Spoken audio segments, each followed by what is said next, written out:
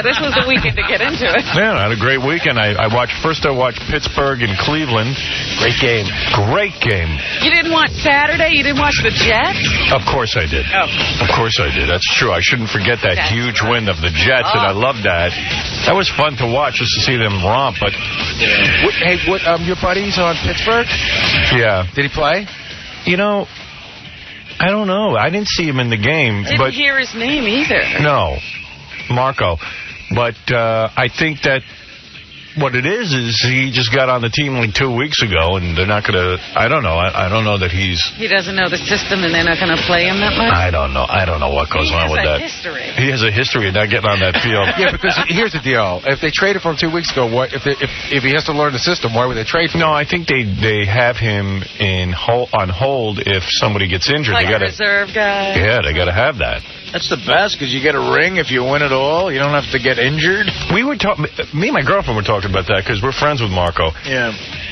If Marco gets a Super Bowl ring, is it good if you don't get to play? I think it's not. If you haven't contributed even a little bit, I don't know, man. I'd take it. You know, they interviewed Super Bowl ring. Testaverde, and he said, I want a ring, and if it means Chad Pennington to get me a ring, then I will take the ring with Chad Pennington being... I heard that, and I don't believe it. No, but here's the difference. Well, Vinny's made him... Vinny has said that, he's trained Chad Pennington, and he's for 2 years been, working with him. And he's made a contribution to the team. He helped the guy be a good quarterback. I mean, but it's still not you on the, marshaling the team down the field and taking the, wearing the ring. What does that mean? Chad Pennington got it. All I know is good to be back here. It's about 190 degrees in the studio, and I'm really ready to drop already, and I've been gone 2 weeks. My yoo-hoo is coagulated. Yeah, I mean, we gotta... Your milk has already turned, huh? Jesus. Either turn off all the lights or something. Oh, my God. Well, you know what the deal is? Scott, the engineer's not here. So nobody knows what to do. Nobody knows how to work the heat? He's moving today. Well, can somebody figure out how to work the heat? It can't be that complicated. No one learned our system. Speaking of football, can I talk to you about our contest? What went on with our contest? I was wondering about that yesterday. Why don't I set the agenda? Okay. We've got time on that. We've got time. Baba Booey's setting the agenda. Well, because sometimes you want me to remind you stuff. I know. I wasn't trying. Not today. Not right now. Today I don't need you to remind me of anything. Don't remind him now. That was yesterday. Baba Booey. All right, so I watched Pittsburgh and Cleveland. That was good. Great game. Although if you're a Cleveland fan, you got to be kicking yourself in the head. Terrible. Yeah. The Jets romped, but I don't know how real that is. Like, you can't tell with that. Was that a good team? I think it was. They were pretty good. They're in the playoffs. Yeah. I was at the Jet game with a flask, a brand new flask, and they looked amazing, man. Yeah, I mean, they seem like supermen at this point. That Pennington guy, I mean, he looks like a Hall of Fame quarterback. Yeah. Isn't it also because none of them can figure out what he's up to because he's so new? No, I just think he's really a he's solid. Sharp, yeah. He keeps his head cool under pressure, and he rolls out and hits these touchdown passes. And I mean, the Colts aren't a great team, but the Jets looked unbelievable. Sounds like you're in love. Yeah, everybody's. I love that Chad Pennington. Talk to me about what's in the flask. What'd you have? I had a little Johnny Black. Now, how big is the flask? Because, you're a degenerate, so I like to find out. I was at a Jet game, No, you needed it. It was cold. Yeah, it was freezing. Yeah. But how big is the flask? I mean, is it like a pint or... No, it's little thing. You've seen flasks. And what's the move? Do you keep it in your pocket and it's funny. That's the kind of thing you don't want people... I notice guys with flasks, they don't want people to see them sipping. So it's funny? There's a huge line to get in the Jet game, right? It's not for people taking tickets. Since 9/11, of course, every single person has to get frisked. You got to get there early. Everybody. Yeah. And I guess you're not allowed to take a flask in the game, but these guys frisking you, they're just looking for... Right. The guy felt my flask, and he feels it, and he goes, yeah, you got a peacoat on, that's warm, isn't it? You got a what? He goes, I had a peacoat on. He goes, it's warm, isn't it? He slapped my flask. He goes, get in there, have a good time. Your new best friend. Everyone had a flask. He would have been able to do it. So let me ask you about the flask. Yeah. Where do you get this flask? Like, do you own one? I own a flask. Yeah. And how big is the flask? It's size. Quarter, yeah, like a quart. Yeah. Oh, a quart? No, it's not a quart. It's like a half pint. Man, like a half a pint, yeah. And where do you keep it? Like in the coat pocket? I got a big pea coat that I wear. I think if I had a flask, I'd want to pull it out like out of my top pocket. Right, I keep it here. But the move is, if they see you drinking out of a flask, they'll kick you out. So they sell them, the big Coors Light beers are plastic. You finish a beer real quick, and then in the bathroom you pour all the Johnny Black into the Coors Light. Right. So you drink, it looks like you're drinking a beer, but you're getting over on them because you're drinking Johnny Black. Nice move. Way to go, brother. And then you just drink the same beer for 4 quarters. Don't you, when you go to a game, you just get up and go? You don't think about, putting liquid in your coat? Well, if you got a problem, you do. Now, Artie, are you one of those? I'm just saying, normal people just get up and go somewhere. Yeah. Artie has to do all this planning.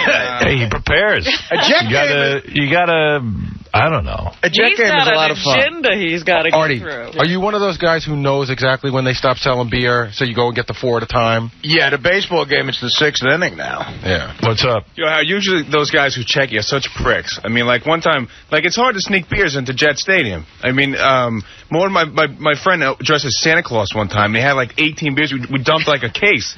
We put them in. You guys are like terrorists. Instead of bombs, you got beers strapped to you. They got beers strapped to themselves. They stopped Santa, and they made Santa take all of his beers out. His kids walking by, and Santa's dumping all the beers out. Not in front of the kids. You ain't getting nothing for Christmas. Yeah. Give you an idea. Casey's agenda at his family. For a wedding, they were all groomsmen. They all got Jet flasks. That was their gift. Nice. With the name on it. Jets! Engraved in it. Howard, you should see the meeting in the parking lot when you're going into the Jet game, and you have to break up the beers. There's a case of beer in the back of the car. Right. So, my buddy Frank, he's a construction worker. He's got one of those overall jumpsuits that you wear when it's cold, and his pockets everywhere. He goes, all right, I'm putting one in the leg. I got one here, one here. And then he comes up to, he goes up to everybody, and he takes your left side jacket, your right side jacket. You take one here, you take one here. Right. Anybody got any open pockets? And you try to get everybody, set up so you can bring the whole case in. Because you don't want to buy beer there. They charge too much money. $8, $9 a beer. But they don't search you for beer? They don't feel the beers? You know what? Depends on the dude. If you go in with if you put 30 beers in on everybody and they take 10 away, you still got 20. Right. And figure it out. If it's $9 a beer, you're still ahead of the game. We paid a case of Coors Light. We paid, I don't know, $18 for it. Yeah. It should be like those strip clubs where the girls get all naked. You should be allowed to bring your own beer to a game. Bring your own alcohol in coolers. Howard, the biggest degenerates ever go to these games. I mean, I remember one time during halftime, there was one of those pass, punt, and kick things for the kids. Right. There was 10 or 12-year-olds out there passing and throwing, see how far they can do it. A kid didn't throw the ball, he didn't throw it very far. The people booed him. 10-year-old. Well, they're drunk. Grow up, kid. Yeah, You know what? Before the games, they started showing those tailgate parties in the parking lot. Right. Yeah. It is so frightening. And I think they should just round all those people up. They don't even have tickets. Right. And it's freezing cold. It's just the hanging. Hey, can I just tell you one embarrassing story? I almost, I could have sat on the cold side. I said, there's no way I'm going to a Jets game. And sit on the cold How would you sit on the cold side? Well, Beth's 2 brothers are friends with Brad Scioli, the guy on the Colts. He's a lineman, and he had tickets. And I had brought him to the Stones concert, so he said, hey, tell Howard he's got a ticket if he wants to come. So I was going to go with them. And then I just said, you know what, man? I'd rather get there with my big screen TV. It's cold. Just chill out in front of the TV set and watch it. And I got news for you.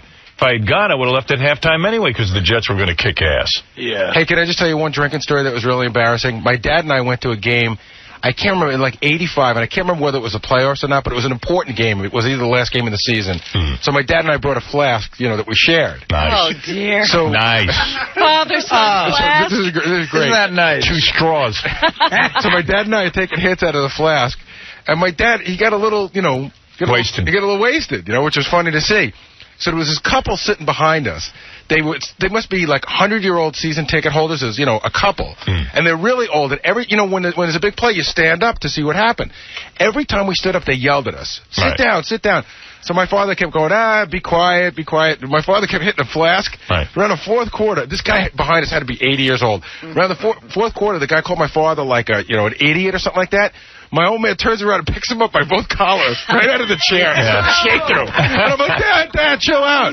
He was going to beat the crap out of the old man. Well, yeah, rightly so. Oh, dear. Your dad's the annoying guy who stands up every minute and doesn't care about anybody else. You don't know what it's like to go to a game. Everybody stands up. No, but everybody stands up every minute. Except that old couple. Yeah. Howard, it's safe to say if you have a flask, you have a drinking problem, right? Right. I think so. No, not on a Jet game. Take a flask to the opera. I mean, you know. Take a flask to work with you. You're not going to the opera because you can't take a flask. Well, yes, so. Matt, you're on the air. Hey, Howard. Hey, Robin. How you doing? First of all, the flask is necessary for anything you do. It is. Going to a sporting event. Weddings. I have one. Believe me, dude. I like everywhere I go. I think I drank every night of vacation, and I'm almost up to the flask. Well, you know what? That's why I said, now I know what to get you. I'm going to get you a flask. Give me a nice flask. By the way, Not only saving money. Robin, your gift to me, which was a big bottle of champagne. One of your gifts. That went the first night. That was the you got home, popped that up. That was gone. That is the best champagne. She got me a bottle of Cristal. No, it wasn't Cristal. Yes, it is. What was it? Krug. Oh, that's what it's called, Krug, yeah. It was really good, and that was gone. How big was the bottle? It was like a regular champagne bottle. Yeah, it was a regular, for people size, not Artie size. Right. But the flask thing is, there's one problem when you do the flask thing, because I've done it a bunch of times. I did it at the Met game in the World Series. It was like 30 degrees. Yeah. You drink out of the flask, and everything seems like it's fine. Then you walk into warm weather, and you don't know how drunk you are until you get it to a warm place. So you keep drinking it. And Matt, go ahead. You're on the air. Yeah, so I saw you Saturday night at Dos Caminos. Yeah, I was over at Dos Caminos. Guess who I went to dinner with? I don't know. Yeah, I mean, I saw you with Beth, and first of all, never seen her in person. She's beautiful. And also, you were sitting across from some hot other girl. Hot other girl was Mark Cronin's girlfriend. Wait a minute. Wait a second. You're talking about Mark Cronin, the writer Mark Cronin? Mark Cronin, you want to call him a writer? Go ahead. Well, I You're don't being know what generous. else to call. You're being very nice. I heard something. Who's he dating? He's just dating a nice girl. Oh, okay. And she's beautiful? Yeah, she's very pretty. Very Does pretty she girl. know it's Mark Cronin? She does not. Mark Cronin. Mark Cronin, I don't know how far he'd go back with with our show, but I used to do a television show on Channel 9 here in New York. That was a great show. And Mark was this guy who was a chemical engineer, went to University of Pennsylvania, he was, doing great. All of a sudden wakes up one morning, decides he wants to be a comedy writer.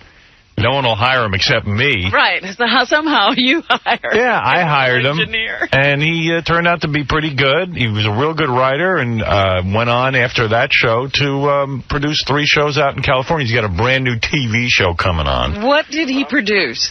For the WB, he's got... he filled up a house with, has-been celebrities. Oh. And now they're going to all, live together. And I go, what do they win money? He goes, no. That's just the point. They don't do anything except live together, and we just keep throwing crap at them to do, and he's going to come in and explain it. But okay. He's got, MC Hammer, Emmanuel Lewis, Vince Neil. Vince Neil from Motley Is Crue. that the one that, what's his name, who always sings those songs? Corey Feldman's in that. And this one? Yeah. One of those Playboy chicks. He got a hot Playboy chick. Brandy Roderick. Oh, God. And he goes, it's, I don't know. So anyway, Cronin's... Really pretty, that girl. What? The girl is really pretty. Yeah, very pretty girl. Let me ask you a question about Mark. Before Mark had any success with you or anybody else, he was married to somebody pretty hot, right? Yeah. So and rich, I think. Is he a good-looking guy? No, he's a geek. I'm just checking. No, he really looks like a chemical engineer. Yeah. Yeah. And then I was with Beth's 2 brothers too.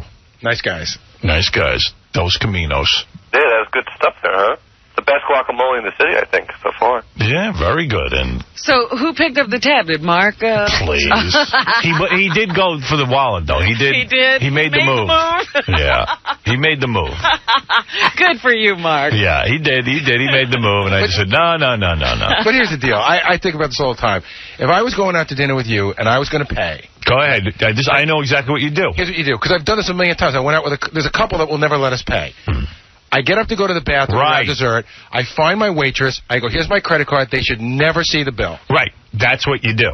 But Cronin, of course, didn't do it. He just made the move. Yeah. Like Stuttering John makes the move. He's like, please. Well, how come when he goes to make the move, you don't let him finish the move? Because they know he can't do it. You should let him. Oh, you can't let Stuttering John do it. Oh, come on. You know what? He's got more money than me. You guys don't feel sorry for him. You know, somehow you always feel... Let Howard pay for me if I went out with you. Yeah, exactly. Everyone expects me to pay because they think I've got $20 gazillion. Well, you know, Howard, I have a question. I don't make much money, so... I took... listen to this. We called you, actually, Robin, but you were unavailable. Yeah. We took... there was a bunch of us going out to dinner. I forget what night it was. Must have been Saturday if that was... Yeah. We went down to Mercer Kitchen. Me, Artie, Stuttering John and his wife, Ralph. Oh, I know what it was. Ralph says to me, hey, I want to get a bunch of people together for dinner. Oh, this was early in the vacation. Yeah. I want to get a bunch of people together for dinner. I go, great, count me in. I'd love to get together with everyone. He goes, all right, I'm in charge. So he doesn't make a reservation anywhere forever. Oh, no. Then at the last minute, he calls me up. Do you know where we should go? And he called me at the last minute to go. He goes, I know this is last minute, but we're going out tonight. Yeah. So he goes, do you know anywhere we should go? So I said, dude, I thought you were taking care of this. I said, well, you know what's a real nice place? Mercer Kitchen. Oh, really? Okay, can I drop your name? Because we might have trouble getting a table. Yeah, at this So I said, well, go ahead. He drops my name. He gets a table. He calls me back. He goes, you know, I don't know if we should go to Mercer Kitchen because they don't have any round tables. And I don't like sitting at a square table. So it's not. Ralph, it's not. over. He's like a girl. He goes, it's not good for conversation. I said, well, you know what? You've just dropped my name. Do me a favor. Don't cancel the reservation because of a table, of a square table. I'm fine with a square table, and you've used my name. I don't want you to cancel at the last minute. I said, well, okay, I'm coming. I don't ask him who's coming or anything. Well, who do you think should be there? I thought he was planning this. That's what I thought too. So I go, well, you know, what about Ross? Maybe give Robin a call. Call some people, see what they're doing. Yeah, I'll call some people. So this was supposed to be done days ago. See, that's why you got the call. Right, at the last minute. Yeah. Who else should I call? So I said, well, what about Artie? Some people. Get together with some people. He doesn't know anybody. Right. So I show up. I get there. Ralph, by the way, comes over to my apartment because he wants to ride down to the place. Oh. He's throwing a party, but you have to get him there. Yeah. So I take him. We go down there. Everybody's there. There's a square table.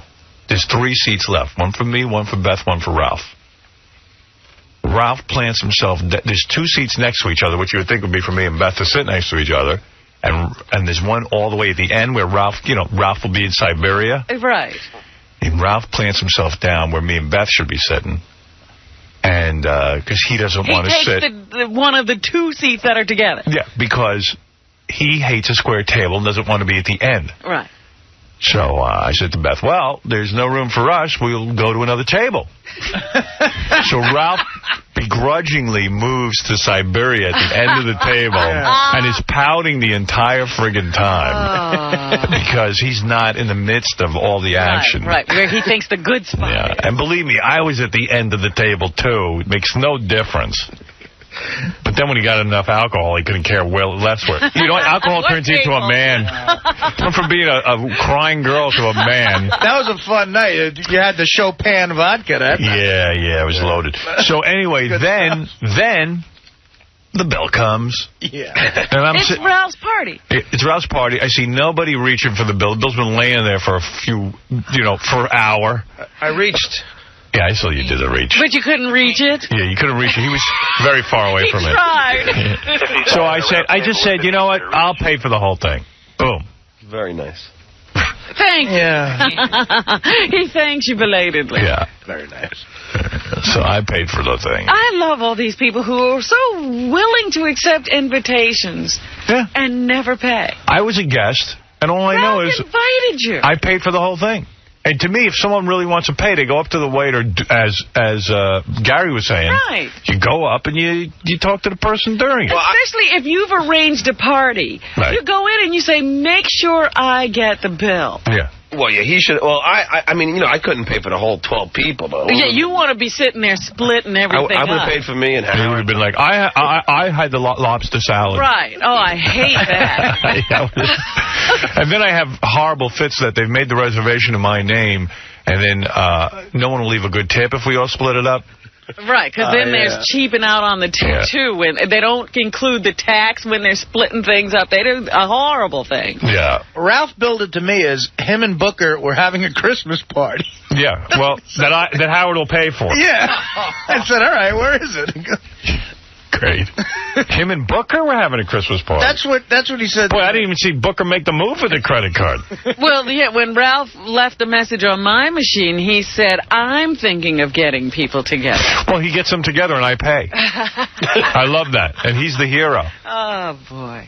He's invited you. It's Ralph. I'm trying to figure out a place where Howard could buy us dinner. Do you have? Howard, where do you want to buy dinner? Howard's buying dinner tonight. Who wants to go? Do you have any suggestions? Since Howard's paying, he should pick the restaurant. That's why I called. Has he ever paid at any of the times you ever? One time he paid and his credit card bounced. That was the best. That was the best. That was the best. I finally broke down and said, okay, I'll let him pay. Let's see what happens. They come back to the table. I'm sorry, Mr. Sorella. Your card has expired or denied or something. He goes, and so he didn't have any cash. I just said, give me the bill. So he's never paid. No. I think one time maybe. I don't know. He's never pulled out a credit card again since that day. Hey, wait, I know there are a ton of people on the phones, and we got tons of stuff to talk about because we haven't been with you for 2 weeks, but I got to play you something right now as we go into commercial. And this is going to get you charged up for today's show, because this is something we've been waiting for a long time. Here you go. Just listen to this. Today, on a very special Howard Stern show, a mother and son reunite after more than 30 years. Dude, my life has never gone this well. I'm in love. I'm going to actually have probably the best Christmas I ever had. You guys have given me the coolest Christmas present I've ever got. That's today on a very special Howard Stern show. Big reunion show. We wanted to do a reunion show ever since Oprah first came on the air. Right, we never managed to do it, but today. Found Cabby's mom. Took me 3 friggin' years to locate her. She's here. She's in the building, and Cabby's in the building right now. And they're not in the same room. They're not in the same room. They're going to be meeting here later in the program. Wow. And a very special. They're both already here. They're both here. Very special Howard Stern show. Oh, how are we going to do this? Yeah. And on tomorrow's show, Cabby's mom will box Stuttering John's mom. No, what are we doing? Are we meeting Cabby first? Or? I thought it through for the entire vacation. We're going to meet Cabby first. Oh, God.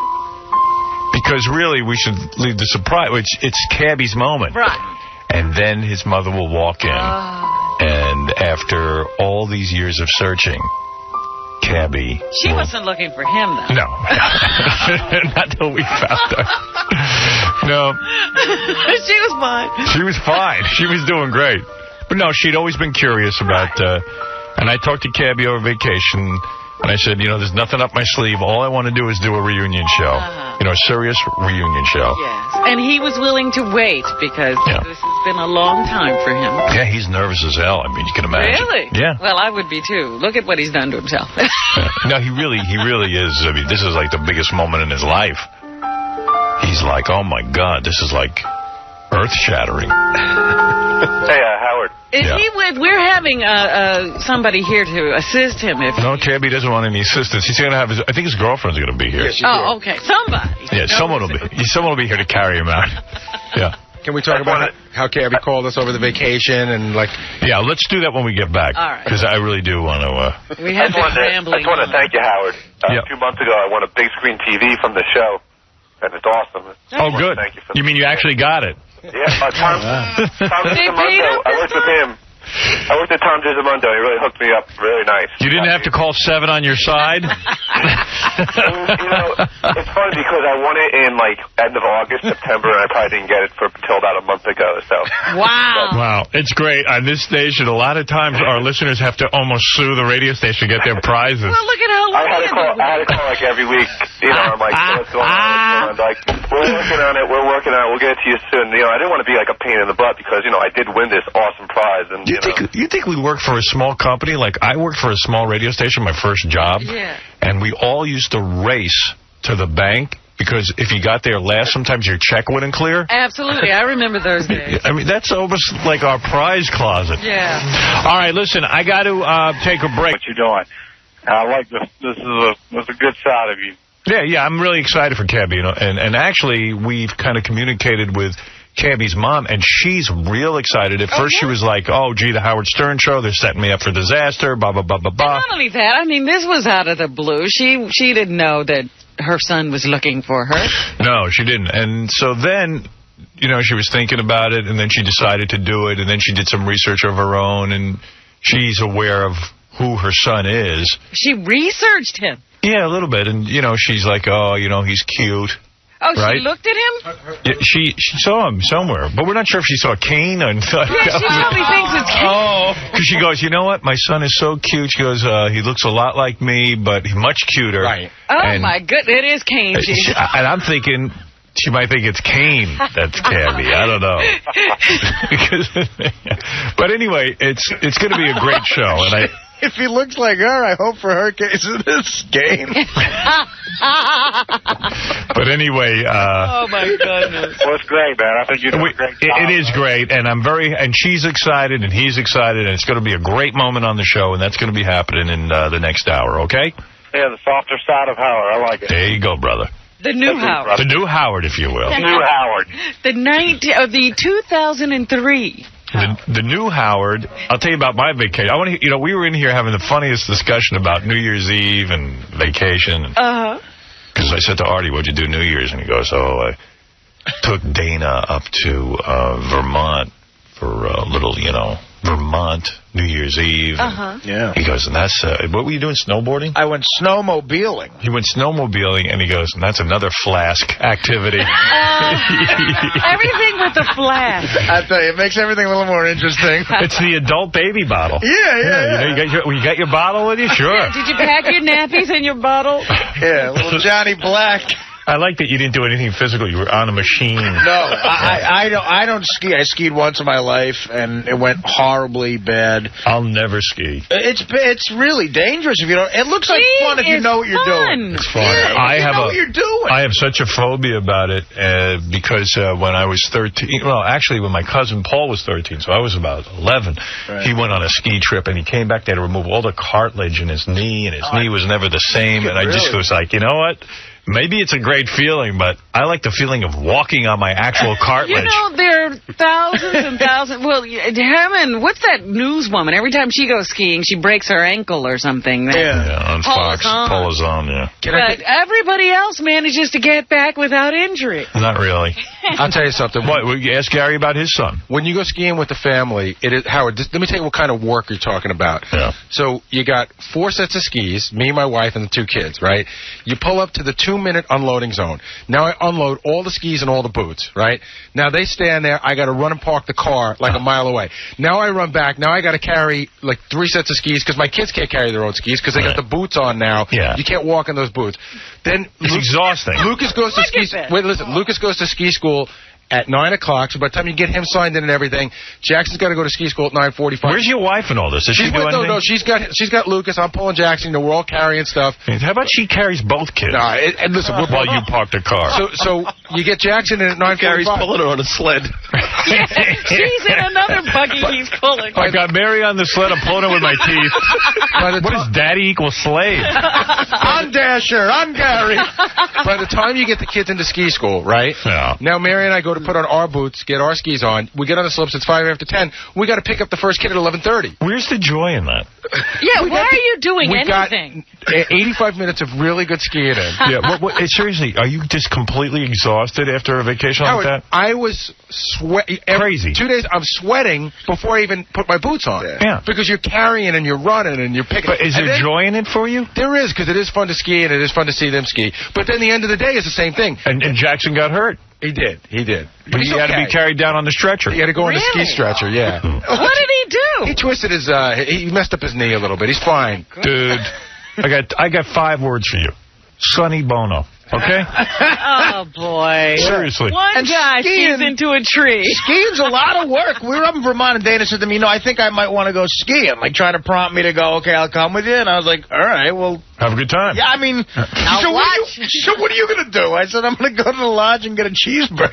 Yeah. I actually got to do something I always wanted to do as a skier.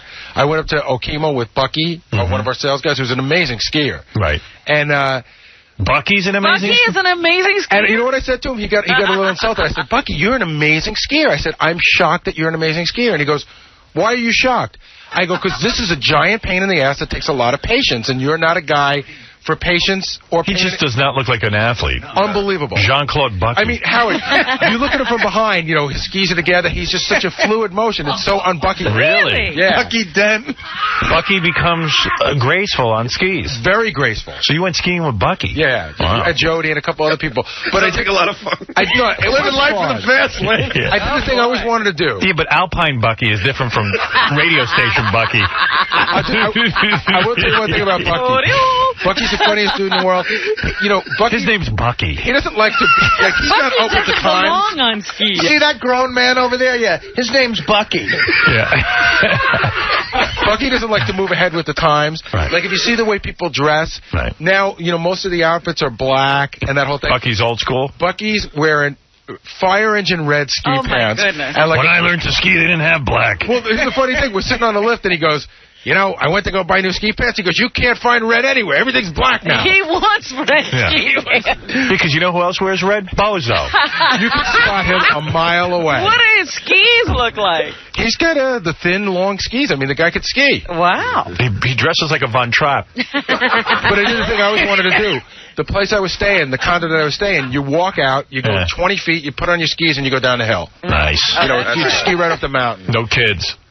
You know what? I did that yesterday morning. I left the kids.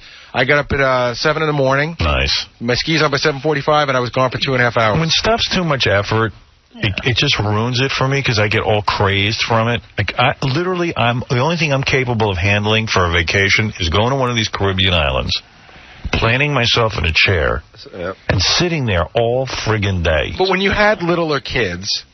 I couldn't go. He never took them skiing. Allison took the kids everywhere. Yeah. I could not handle it. In fact, now I got the dog. I barely handle that. I mean, you got to look. We had to get the dog in shape because don't forget the dog got her period. Did you know this story? No. We got a dog. Beth and I both love bulldogs, so we get the dog, and. The day we got an older dog, a 9-month-old puppy, but 9 months old, which is great because the dog hasn't had an accident, completely house-trained. But when we first got her, we were still working. It was before vacation. First day we get her, she goes right into heat, which is something you don't want to go through. You didn't tell us this. Yeah, the dog gets her period. And it's, how, women get all ragged out? Dogs get it 50 friggin' times worse because the period... The dog PMSs? PMS is this progesterone running through their bodies. Their nipples grow. Oh. Their vaginas look like a ball sack. Oh. They're like hanging out. Because it hangs. The dog, the breeder told us, you see a couple of drops of blood. Couple of drops of blood. But we had to put the dog... There was a trail. In sanitary belt and panties. Panties.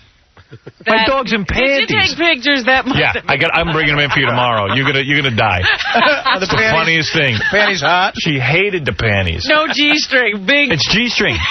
It's G-string. Oh. And the dog is running around, and like I'm changing maxi pads. Oh. I'm like, doggy pads or are they human? Oh, human.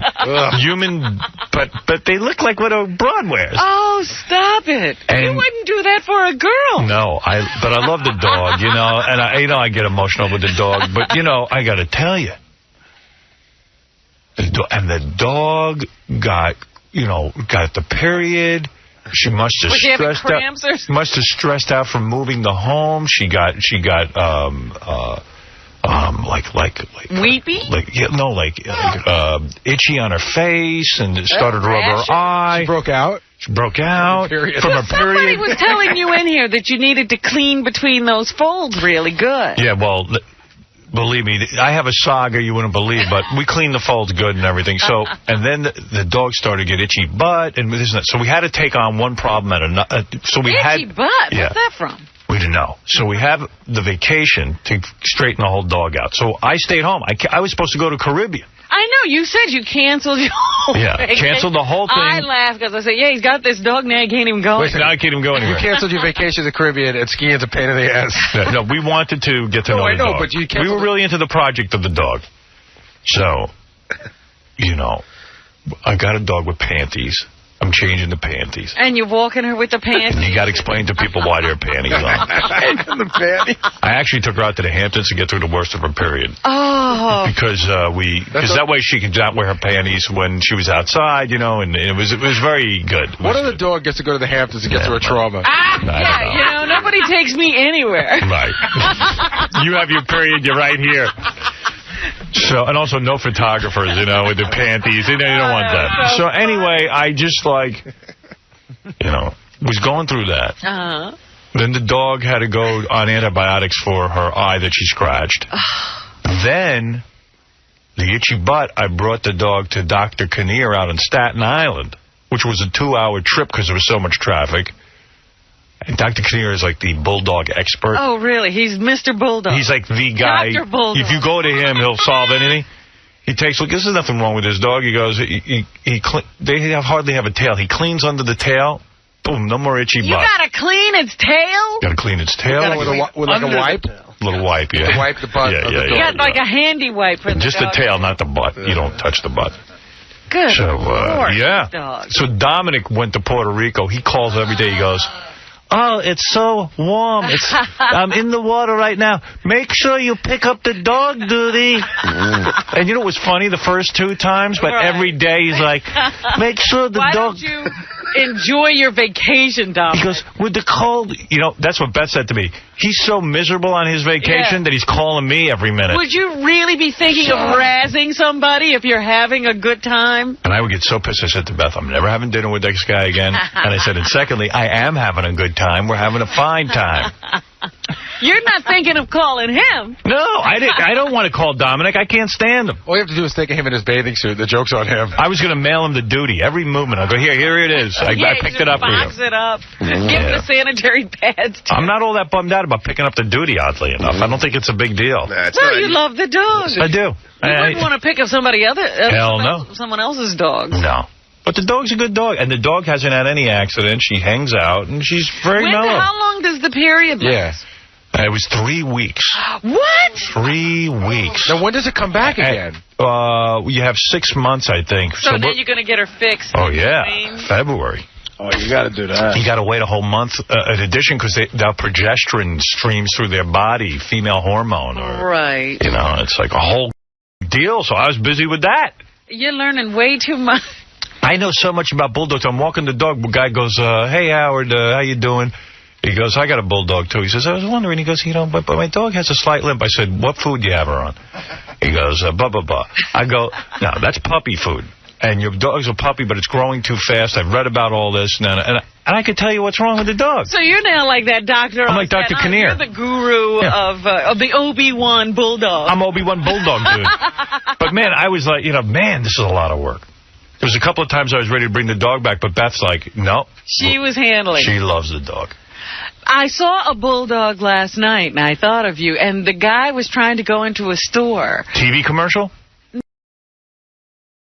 No. Oh, Oh, in real life. In real life. He was trying to go into a store, so, it was snowing. Yeah. He wanted to tie the bulldog to a tree. And every time he tried to walk away, that dog made the saddest sound They cry. I have ever heard. That's what mine does. They cry. Yeah. I was like, that's like something's hurting. Yeah, they cry. My dog cries. I said, I wonder if your dog makes that noise. Oh, yeah, you could hear my dog cry. Oh, dear. If Beth leaves the room, the dog cries. It's a funny-looking dog, though. Isn't it? They Oh, my all God. are. Yeah. I mean, even this guy's, I was like, oh, there's that face. Howard did this thing where he gave the dog and the dog can't eat it, so he tries to eat it, but he keeps spitting it out. Dog can't eat a grape. It can't because his mouth is The mouth is so weird. They can't figure out how to eat it, so it just goes flying out across the room. It's the funniest thing. I do the same thing with a grape. Yeah. But, yeah, the dog cries. It's great. It's nice. No. But it was a lot of work. Do they sell doggy panties? Or Yeah, you got to go to the pet shop.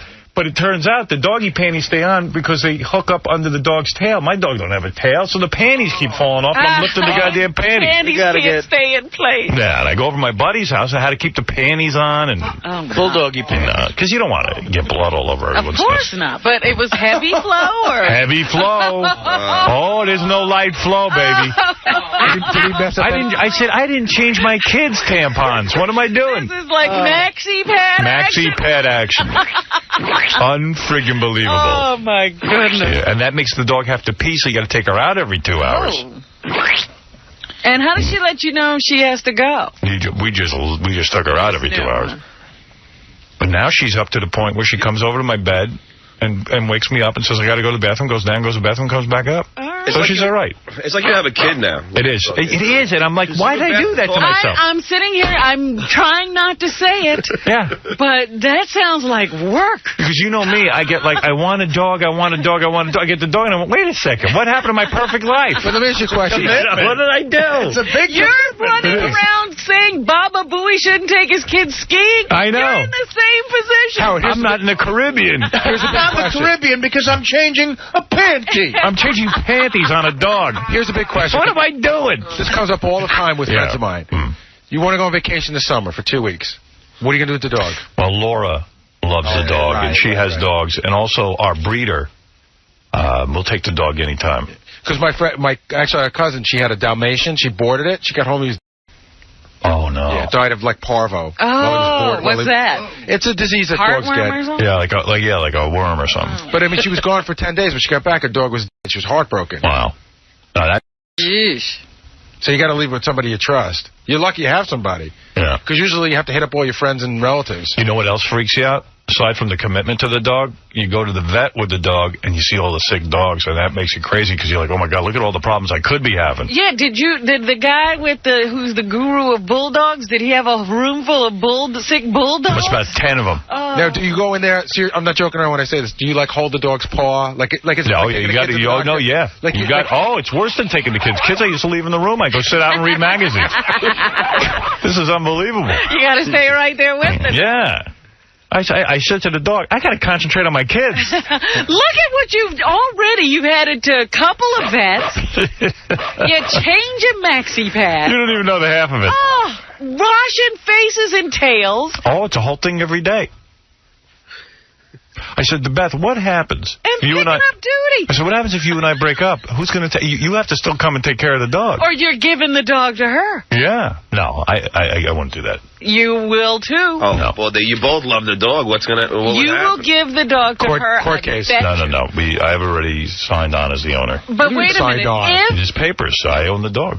If you can transfer ownership, if you say that the dog cries when Beth leaves the room, oh, the dog loves she's getting the dog. It's her dog. It follows Beth around like it's. That dog's no idiot. The dog knows.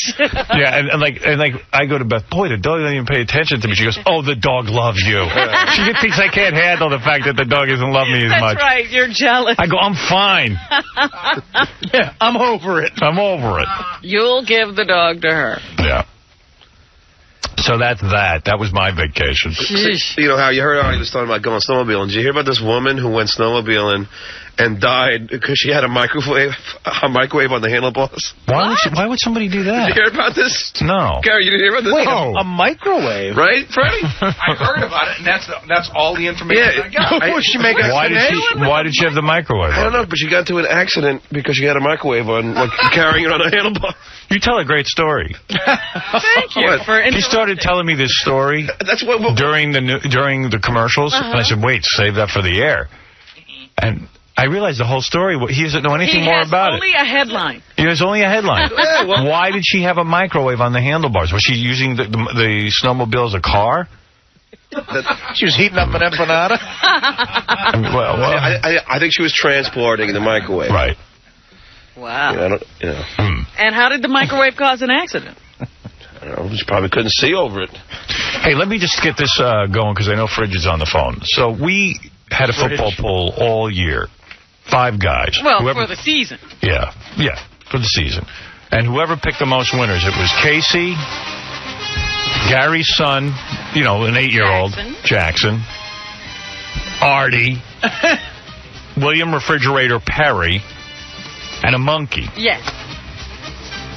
And the monkey just would spin a wheel. And my point being, the monkey, as far as I know, was doing just as well as everyone else. All these other guys are sitting around figuring it out for a week, and the monkey spins a wheel. Anyway, so where are we at? This is for betonsports.com. These are the final results. Go ahead and give them to me. All right, so Artie, in his last game, he lost. So Artie finishes the season 4-10. Okay. Artie the big gambler. Hey, Artie, don't bet on the Jets.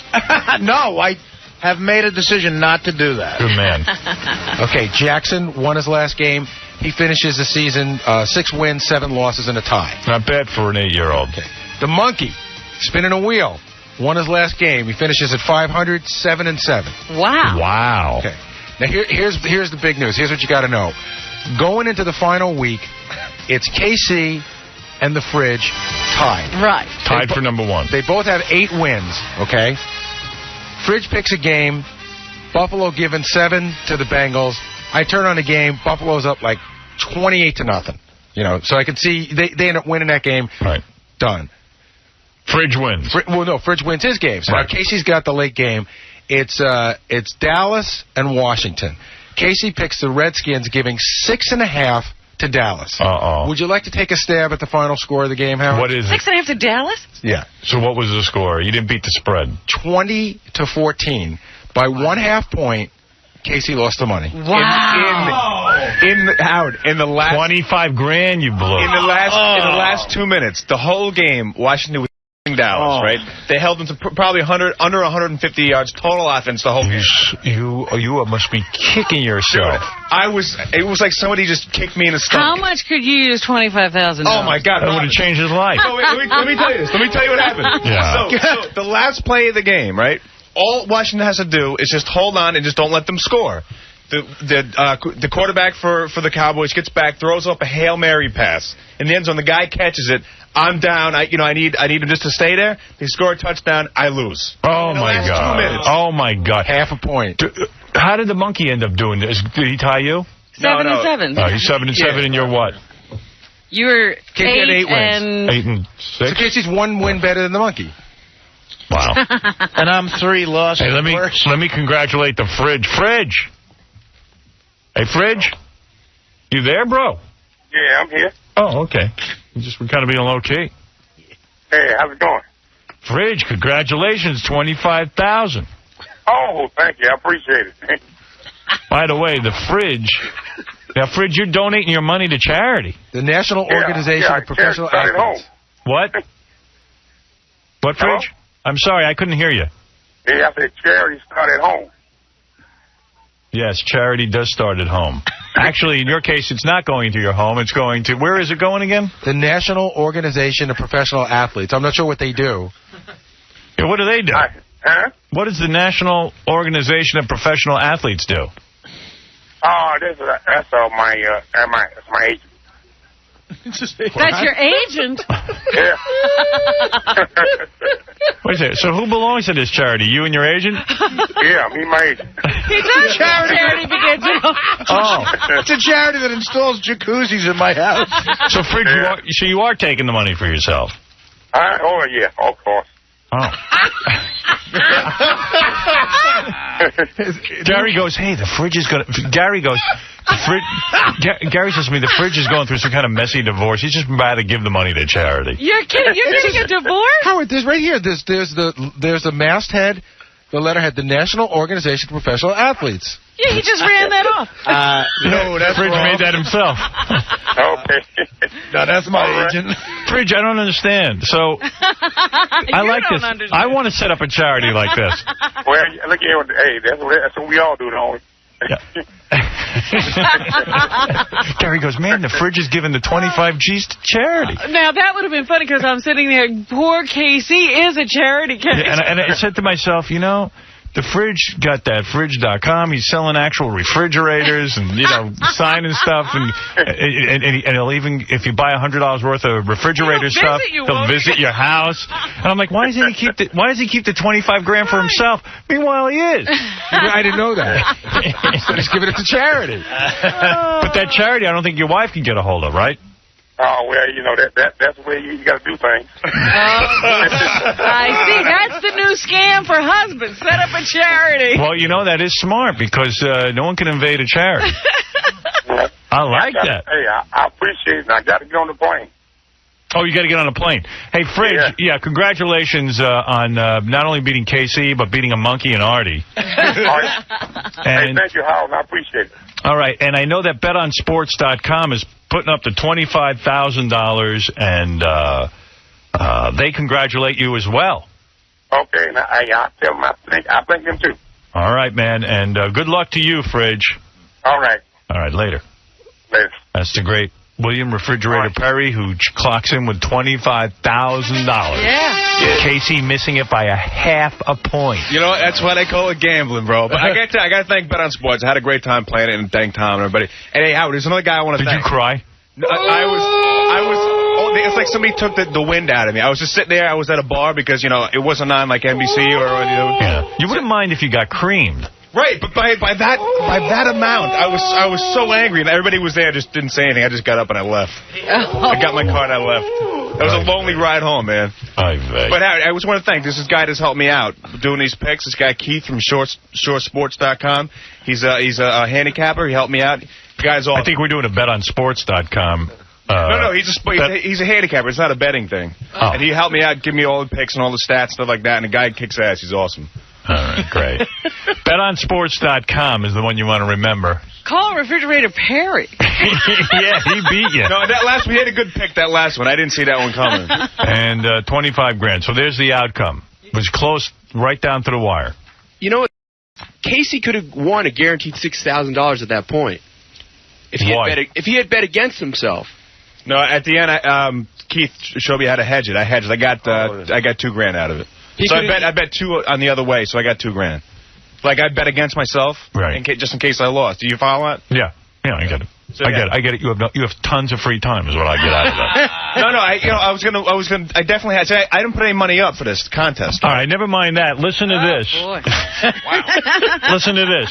More than 30 years ago, she gave her son up for adoption. Listen to me, Cabby. You've got brothers and sisters, and you're about to enter a new world. Thank you. I'm very serious. Thank you very much. And today, she'll realize she made the right choice on a very special Howard Stern show. It's going to be great. Cabby's going to meet his mom, and I'm really happy for him. I know he's really excited. He's in the building. Let me ask you a question. Are they spending the day together? Yeah, I believe there's a whole plan involved. So Cabby is going to be brought in here. He's going to meet his mom. We're going to do the reunion. It's going to be very moving, I'm sure. And then they will get... Is this coming up next? Should I get ready to cry? It's coming up very soon. Okay. I might drag it out a little more. Because I got to be, get some tissues in here, listen, just in case. Get ready to laugh if Cabby... If it turns out Cabby's related to his girlfriend, it's going to be really funny. Wouldn't that be a great ironic story? That would be hysterical. Cabby's in love. I think he's engaged. He's so happy. And then, he meets his mom, and then Cabby's girlfriend sitting here realizes that that's her aunt. And they Cabby and her be together. They're brother and sister or something. I don't know. But it's going to be great. Even Gary said to me, he says he thinks he's going to cry, so I'm going to keep a camera on him, too. Good. All right. Baba boo-hoo. Baba boo-hoo. But it's going to be fun. This is what we've been waiting for. We've always wanted to do a reunion show. And also, this week, we'll be remembering the year, the highlights of the year on the show. And we'll be playing some clips. We've put that together as well. A retrospective? A retrospective, if you will. And, I don't know, we just have so much stuff to catch up on. It's difficult to get to everything in one show. I can't believe Refrigerator Perry won. And what happened with you this vacation? Did you break your no-party edict? No, I did not. Did you go to any parties? No. Haven't seen anyone. Is that why you didn't go to the dinner party? Right. Oh, is that right? Yeah. Oh, I forgot about that. It's within the no-party zone. Because I said to Ralph, what about Robin? And I forgot you have a no-party edict. You know, if you went, Robin, it really would have been breaking the edict. Because it was some party. Yeah, it would have been fun. Now you can go to parties, all right? Is it over? I haven't decided when Really? I'm ending the no-party edict. I thought it was just the thing for till the end of the year. No, I just said I wasn't going to parties because there are a lot of parties at that time, but I'm still being very quiet. Wow. A lot of people are suffering because of the no-party edict. I don't think anybody's suffering. Well, everyone misses you. I miss you, too. See, I got a whole bunch of emails from people, why you are having a no-party edict, and I don't even know what I did with them. It was 2 weeks ago, and I just remember laughing at them. Oh, that's funny. Yeah, so that's that. Let's say hello to a couple of listeners. It's been a while, and we'll catch up, and we've got the big cabbie reunion happening, and I have to say the Giants, I mean, I've never seen a game like that. I don't know what to make of it. Do you know what I am tired of hearing people say when I'm watching a Giants game? Jason Sehorn just can't cover that guy. Well, it's, the poontang. It's the poontang. Can't tackle anybody either. Too much Angie Harmon. He's the Anna Kournikova of football. Oh, he drives me crazy. Time to kick him out of professional football and let him lose that wife. Yeah. Unreal. Yeah. Hi, John. You're on the air. Hey, Hook Nose, you read me loud and clear? I read you loud and clear. Here we go. The beginning of the year. Welcome. Yeah, Hook Nose. Hey, this thing with you and Beth, it's a Jew scam. There is no way anyone can like you, Howard. It literally looks like somebody puked in a bag, shook it up, and that's your face. What do you have to say about that, asshole? Anyway, hey, you have a great New Year, you prick. All right, thank you. Contest is over. Yeah. Yeah, where was he last month? That was Bill Parcells.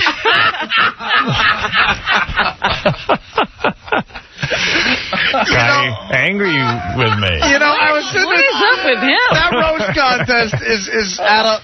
I was sitting at the Jet game with my flask. Yeah. 10 guys behind me started singing, Artie's fat. Fat again. Nice. Throughout the game, guess who's fat? Guess who's fat? And I'm trying to eat a hot dog. Artie's figured out the entire winter schedule, how to carry a flask. Yeah. He's into every flask sport. He doesn't do it if you can't carry a flask. Well, Yeah. I mean, come on. I went out to dinner with him. What were you drinking that night? You were drinking very heavily. What were you having? Jack and water. Yeah. Well, you don't have to drink very heavily then. Half and half in a tall glass. And John was giving me a lecture because I got bombed real quick. I was drinking vodka, and John goes, He's telling you how to spread it out. he goes, one of those vodkas equal 5 beers, and you're drinking too fast. Yeah, he says he paces himself so he could drink all night. Right, he would often say that he'd get one martini and then start drinking beer. Because Howard doesn't Howard will get one drink of vodka, and then he'll just that's like 6 shots in the glass. So No, it's not. It's like 4 or 5, right, Artie? No, it's like a shot. 2 shots. Like maybe a shot and a half, 2 shots. No, he's getting a big glass. He got a tumbler. He got a rock glass. Yeah, how many shot glasses do you think you fit? One. I'd say there's 2 shots of vodka in a glass like that with the ice and everything. Well, then you get drunk easy then. Yeah, I'm not an alcoholic like you. 2 shots of vodka, that's not. Because he drinks like 2 glasses and he's bombed. Bomb. That's 4 shots. You're saying bomb. Enough. I mean, Am I bombed or am I just a little sloppy? Well, you always say that you're so drunk. I don't know. That's what you tell me. No. Because there's a difference between bombed and just Exactly. feeling good. Am I conversing? Yeah. Having a nice time? Well, he's not inebriated, but he says I'm drunk. You know. No, I'm buzzed. I say. I don't say I'm drunk. I'm buzzed. I'm buzzed. That's it. and it was. With you guys, it's like, oh, you never admit to being high because then you're like a man. You came at my party for my party. You were bombed. Yeah, okay. Okay, you were like stumbling around. That was because I was drinking in my car. Yeah, not driving. But I don't think you realize when you drink vodka that's potent stuff. You know, well, and I do realize. That's why I drink it. And how many glasses of vodka did you have on the way to my party? 3. Yeah. And you were bombed. I wasn't bombed, though. Was I walking? Yeah, but was I conversing with everyone? Didn't you say that, didn't you like... Whoa. What? Was I conversing with everyone? Yeah. Was I sloppy?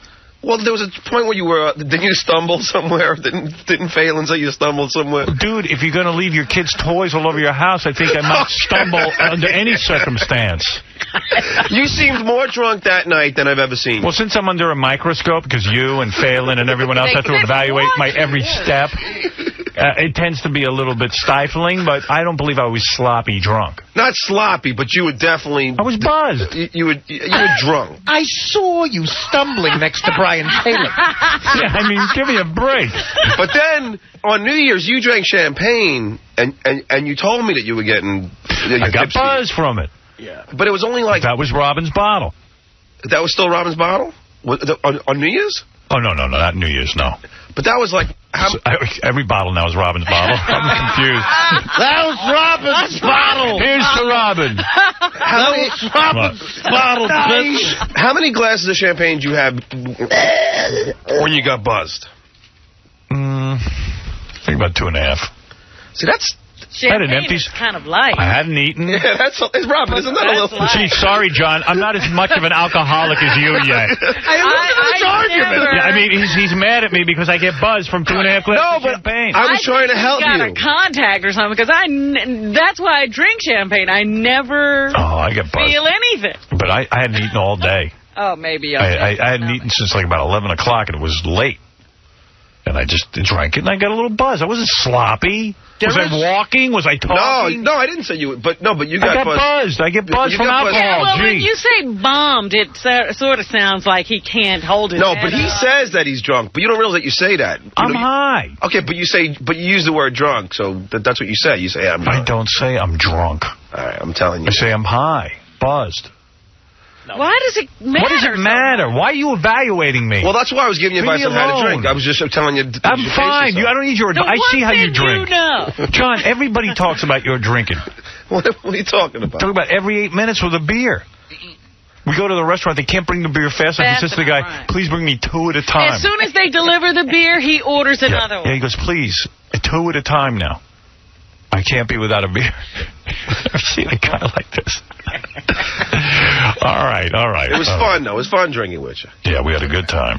I just didn't know how heavily I was being evaluated. No, you were, but I wasn't sure what drink goes with champagne, right? If you're going to drink champagne, I was trying to say... Well, that's a drink. You don't need another drink. Alcohol. No, but he was thinking about mixing champagne with vodka. I didn't know if it was right to mix. I had a couple of glasses of champagne with your wife and with Beth, and then when I got to the restaurant, I drank some vodka. But I wasn't sure if vodka went with champagne. Sure it does. Sometimes they say you shouldn't mix any kind of drink because it might get you sick. No, I'm not sick. Fruity drinks get you sick the next morning. All that crap. Vodka's good for you. No, vodka actually is cleansing. I can't even imagine having this conversation. What are we talking about? Meanwhile, John's doing whippets. Yeah. You what know? are we talking about? John's asking guys for cans of whipped cream so he can the nitrous out of it. Did he do that while you were out? No, I said no to that. Mercer Kitchen. I'm at Mercer Kitchen. I was like, he goes, I'm going to ask the guy for some whipped cream. Cans. The cans. Oh, dear. Oh, man. Hey, Bill, you're on the air. Hey, Bill. Hey, Howard. Hey. You know how you have your rapper jacket? Yeah. Put the beers in the sleeves of that and lift your arms up when you're going in the stadium and get them in every time. That's a good point. You know, I wear Fat Farm. Yeah. Right, like those big... I wear the Fat Farm coats made by the Blacks. What are they made of? They're made of, I think they're bulletproof for ghetto wear. I tell you something, this coat I got by Fat Farm is like a human being. If I take it off, there's nowhere to put it. It's so huge. But it keeps you friggin' warm in the winter. And they got pockets all over it. Well, he's saying put them in the sleeve. Let me tell you something. Put something in there? I think these coats are made for, like, dealers because there are hidden pockets everywhere. If you put stuff in this coat, you'll never find it again. He's right. You've lost things in that coat. Yeah, I'm telling you. But I think if you wear a Fat Farm coat, I'm sure when you go to a game or something, they bring security right out. Yeah. Because the Fat Farm is like, you know, gangster sort of clothes. advertising that you're but doing something they never check your arms. They'll never squeeze your arms, and you can always put them in there all the time. Yeah, the arms have like 50 secret compartments. Wow. Actually, I think those jackets are banned from rap concerts. I believe it. You can't wear those things. Really? Yeah. Yes. Another thing is, if you ever want to get better seats at a game, at halftime, wait by the spirals for people who are leaving, ask them for their ticket stubs, and then you can trick the ushers that way. Yeah. Get better seats. Jet fans got a lot of scams. There's all kinds of activity going on, all kinds of nonsense. And amazing. I got a joke for you, too. Yeah, go ahead. Why do tampons have strings on the end of them? Why? So you can floss after you're done eating. There you go. All right, Shuli, you're on the air. Hey, morning, guys. How you doing? Happy New Year to you. Happy New Year to you. Hey, I got a bunch of questions about vacation for you, but I kind of made a game out of it. All right, go ahead. It's called Over Under. Over the 2-week period, how many times did Howard and Beth bang? And the number is 8. Over or under? Over. Yeah, I would say we were over bat, but you want to know something? Our banging got interrupted a lot because the dog sleeps in the bedroom with us now because she gets separation anxiety. And then, when I'm banging, the dog... I'm loopy from this dog. When I'm banging, the dog, like, stares at us banging, and I'm like, wait a second Isn't here. that funny? Because that's what we do when we see animals. I know. I like, stares and cries. You know what, man? I know a guy. Get rid of the dog for you. No. Just one phone call. No. So listen to this. No questions, this is one thing I do not know how to adjust to. How did the dog wind up in the bedroom? Here's what happened. When we first got the dog, we were doing, like, crate training. I realized this is a 9-month-old dog. She hates the crate. Would she cry when she was in there? Cry, have accidents in the crate, which is very rare. Hasn't had an accident since we took her out of it. But why is she in the bedroom? Okay, here's the thing. She's on the rag. Keeping the dog outside the bedroom totally stresses her out. Because that's when she started to get crazed. Did you ever set up a bed for her somewhere? Yes. She loves her bed. But she really needs to sleep. She's used to sleeping with other dogs. She was raised that way. So, anyway, it's fine. Listen, it's fine. The only problem I'm having is the dog sleeps through the night when she sleeps with us, doesn't have any accidents, nothing. She's a people dog. But when you start to get romantic, the dog will sit at the side of the bed and cry. So you tell her no. She stops. But she stares the whole time. So you got to stop and say no, go back to bed. Now, I can bang through anything, even a dog staring at me, but Beth totally gets out of the mood, shall I say? Weird out by it? She doesn't say it because she's like, no, it'll be fine. But she totally... It just breaks the whole thing for her. Yeah, she doesn't even want to... She wants to get under the covers. I can't even look at her naked because the dog's watching. Really? And then she gets, like, totally unromantic, you know? Maybe it's the fact that the dog's wearing a G-string, too. That doesn't help. Forget the G-string. The G-string's off already. And there's no moving the dog out of the bed. Wait. So, I had it the other day. I said, listen, I got to be able to bang you. I said, I really do have to be able to bang you. There's just no two way. I don't know about you, but I need to bang. I am not going to let the dog ruin my banging. I don't know about you. So, yeah. She's willing to give it up. Right. Yeah, it's not that good with me. So, fine. I told the dog to shut up. You know, I said no. Yeah, you're yelling at the dog. I said no. No, you got to be firm. You know, so she's staring, and I see Beth's totally not amorous. So I said, okay. I take the dog. I put her in the kitchen. I shut the doors to my bedroom, and I start banging. Finally, then you hear through the door. crying. So I'm like, this is ridiculous. Now, I could bang through the crying. Right. Oh, no. You're a guy. You should be able to. Exactly. I could bang through. You know what? I could watch a person vomit and get killed. He could have arms and legs blowing by his window. Yeah, I could bang through anything. Bang through the Holocaust. Yeah, I could watch Hitler Jews. That's right, in the oven. Bang. Yeah. Hey, Howard, you know what do you do with those Jews over there?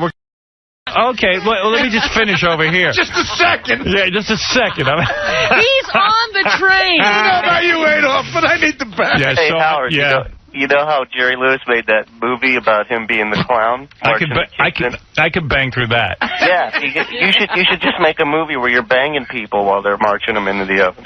So anyway, I just like... so then I have a double door to my bedroom, so I closed both doors. You couldn't hear anything. Oh, my goodness. And we banged. And but the whole time we're like, we got to quickly get out to the dog. I got out to the dog, let the dog in, and she was like so happy to be back in the room. But so now, is that going to be the routine? Lock the dog out? You're going to have to build a banging room now. I guess. I mean, what am I going to do? Well, here's some broad that says she has the same problem. I don't know what to do. Yeah, you don't have a solution right now. No. Anna. Hey, Howard, how you doing? What's up? I have 2 chocolate labs, and they're sisters, and every time my boyfriend and I go at it, we simply have to lock the door, and the dog's outside the door so they don't watch us. So right, it's creepy. How your listeners are feeling. One time I liked it because I kind of felt like I was in a... Like having that voyeur thing. Yeah, I kind of got into it, but when Beth gets freaked out, it ruins everything. Yeah, it does seem to ruin the woman's mood. So, yeah, your best bet is to keep the dogs out when you're going at it, because they get jealous. I was going to Beth. That was my solution. They get jealous, so I think the answer is every once in a while you got to bang the dog. I don't think that's what the dog is. No. I don't know if I have good enough. I'll need a double flask for that. Gotta lock Beth out. Watching, but not for that reason. Yeah. All right, hey, listen, I got to take a break because you know what's coming up, the mother and child reunion. I can't wait either. Well, I'm glad I got a chance to talk to you, Howard. Take care, Anna. You hey, too. Howard. Yeah. Let me ask you, on New York, do you run a show on Christmas Day or on New Year's Day? Yeah, I think they run a show every day. I don't know about New Year's Day. I think they do a special countdown show here. Really? Like the top 92 songs of the year. Uh-huh. Because out in Vegas, they didn't run a show on Christmas Day or on New Year's Day. They may not run a show on Christmas. Yeah, they want to give you a break on Christmas. That's right. I think they go caroling or something. Yeah, I think if the station feels you can't handle it on Christmas. You know, if you get the birth of Jesus, maybe we'll stop this crap. Hey, maybe even it's wrong to want to make money with this we might filth. get struck by lightning if we run it on Christmas. Yeah, a girl getting farted on and vomited on by guys, maybe it's just not appropriate. Even for the money-grubbing stations that we work for. One of my over-under questions was about John, because I figured over the holidays he was going to see his mother-in-law. Right. So I figured, how many arguments do you think he got into with his mother-in-law? Over-under is 3.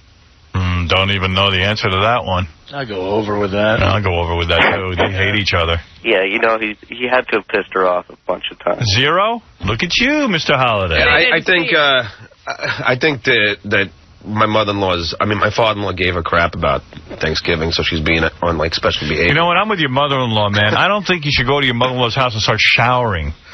It's like shower at home, douchebag. Yeah, come prepared to just enjoy yourself to your mother-in-law. He gets an invite, he moves in. Hey, come over for dinner. Next thing, guy's bathing. She lives very I'm going to take a nap. Yeah, go home. Far from where? Far from you? You know what happened? How minutes away from John? How far? No, she doesn't. She lives all the way out east, Cal. Where does she live? She doesn't live inside. Oh, okay. Howard, she lives all the way out east, close to the Hamptons. Right. Pretty far. I was training for the fight. I was all sweaty. You know what's all right? I forgot to tell you, there was one time where I was at her house and I asked Suzanne to run me a bath. Yeah. Medieval time. And my mother-in-law's standing right in front of me talking to my wife. She's going, don't you dare run him a bet. You let him run his own bet. And I'm like, and I was like, what are you talking about? Hey, Susanna, go run me a bath. Right in front of her mother. I saw you asking Susanna to run a bath. I mean, wow. That's balls. Hey, go run me a bath. Run me a bath. And lamb in the backyard so I can eat. That's just insane. Yeah, and go fetch me some water from the pond. Yeah, and actually churn me some butter. And go chop some wood. Toast, could you churn me some butter? That girl's like a slave to him. I mean, oh my God. It's the greatest. Then they're talking about they want to maybe have another kid. I know. But you know what? John talks about that all the time. John wants a ton of kids because he's not doing anything.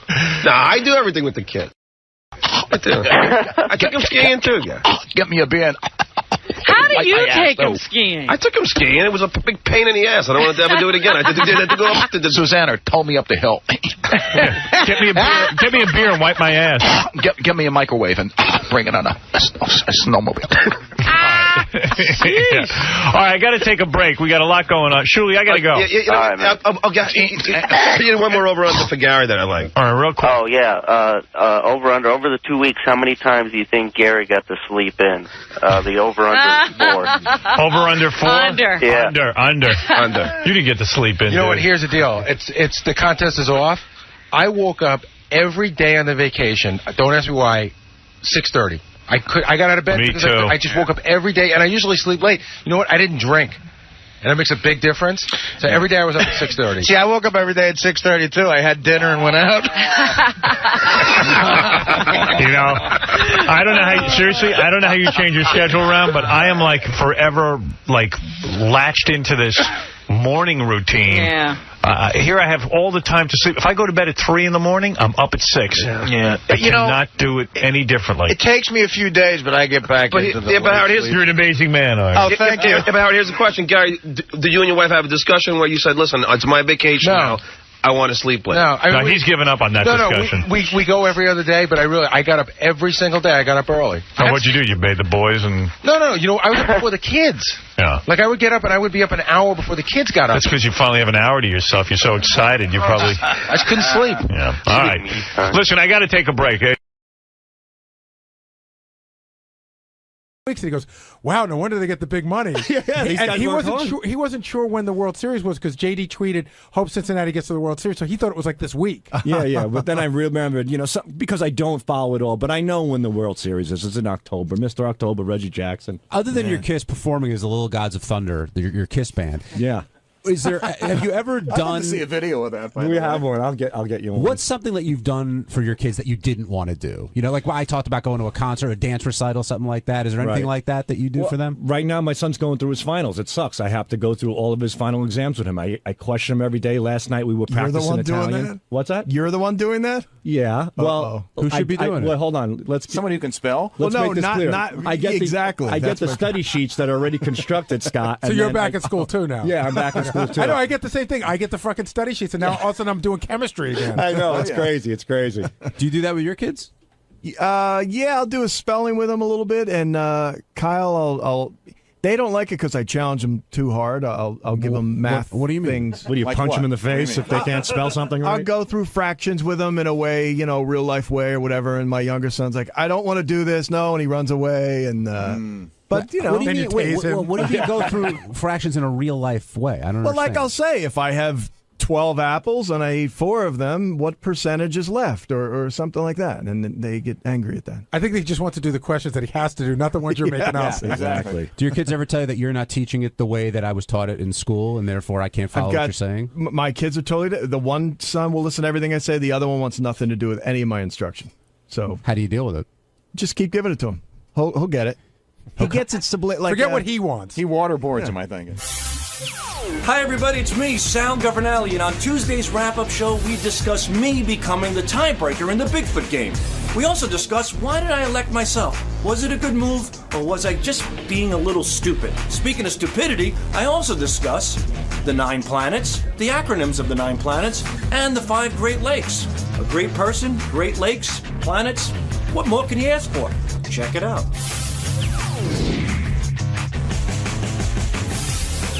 We'll get Sal in here to talk about how proud he was of breaking the tie in the Bigfoot game, and I believe he offered himself up and answered the question correctly of which are the 49th and 50th states to join the union. I thought that was a really good question for Sal. I was not positive he would know the answer to that. Neither was I, but I wonder if Sal was positive that he knew the answer to that, and when he learned the answer to that. We'll get into that. I do think it's interesting that a guy who sat here and cried and said he doesn't like to be called stupid would offer himself up to play this game.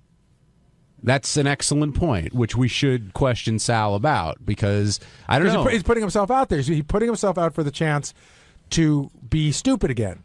Right. Well, but time is way more important. Exactly. It's all about getting on the air. Steve, we should get Sal down here. Gary made a great point. You always say you don't want to look stupid, and you're worried about that. Sure. Why would you offer yourself up as the tiebreaker, knowing that you may get a simple question wrong and be goofed on all day? Have to take that chance. Today I did not look stupid. But what if it was just the opposite? I think somebody who was a stupid person would just forfeit it altogether. Just remain stupid. Nobody was thinking of you today. That's the point I'm making. And you sat here. This is what I want to say. You sat here, and I watched you. I watched a tear roll down your face while you said, "I'm so sick of people calling me stupid." So Yes. now, when nobody was thinking of you, you put yourself in a position to be stupid. If you didn't know the answer to that, you'd be here. Everyone would be calling you stupid. You'd be mocking you. So I'm wondering, why did you put yourself in that position? Because good radio supersedes stupidity. No, it's worse than what you just said, by the way, Gary. He's in that position because he is stupid. Right. You know what I mean? We're not putting a smart person in we know is going to know the answer to that question. You put a stupid person in that But would position. a stupid person know to go in? Clearly they do, yeah, some of them. So therefore that doesn't make the person stupid. No, it a makes stupid them person stupid. They wouldn't just know. happen to know that answer. No, Will, you got it all wrong. I think there are. You see, Will, what you fail to recognize is that good radio comes first. So you have to utilize all your qualities, whether it's stupidity, whether you have the biggest balls in the world, whether you have huge tits, whether you have a smelly vagina, whether you have big teeth like Gary, Sorry, and you fuck didn't, up, you or didn't white show your, teeth like you yours. didn't show your Yeah, cockhead the other day when Howard asked you to. That's true. That would have been great radio. Well, yes, it could have, and I'm sure that time will come in the future. But the point that I'm trying to make today is that Boy, that's such stockbroker bullshit. It's You not just bullshit, it's completely the truth. deflected. I'm sure the time will come in the future. Why do we have to wait for the future when it could have came last week? Good radio could have happened last week. Right. Man. suspense, my friend, suspense. What? Suspense. Create suspense, a build-up. You need a crescendo. Like that's what- that's what entertainment's all about. So what would you have done today? I mean, when you watch a movie, the guy doesn't get murdered in the beginning, or Sometimes they do, and then that's an interesting movie too. whatever. I mean, the revelation's not there. The great revelation doesn't come right off the cuff, off the bat. It comes at the end. So it's been a slow build to you revealing. Maybe your on the penis in last day of name the Howard good Stern radio? show, I'll pull back the foreskin and you can examine the head. South Life is a great movie.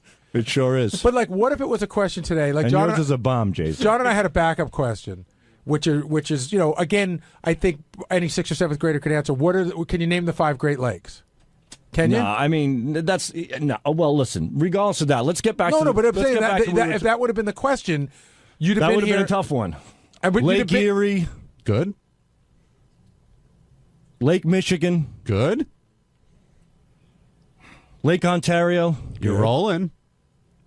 3 more left. No, 2 more left.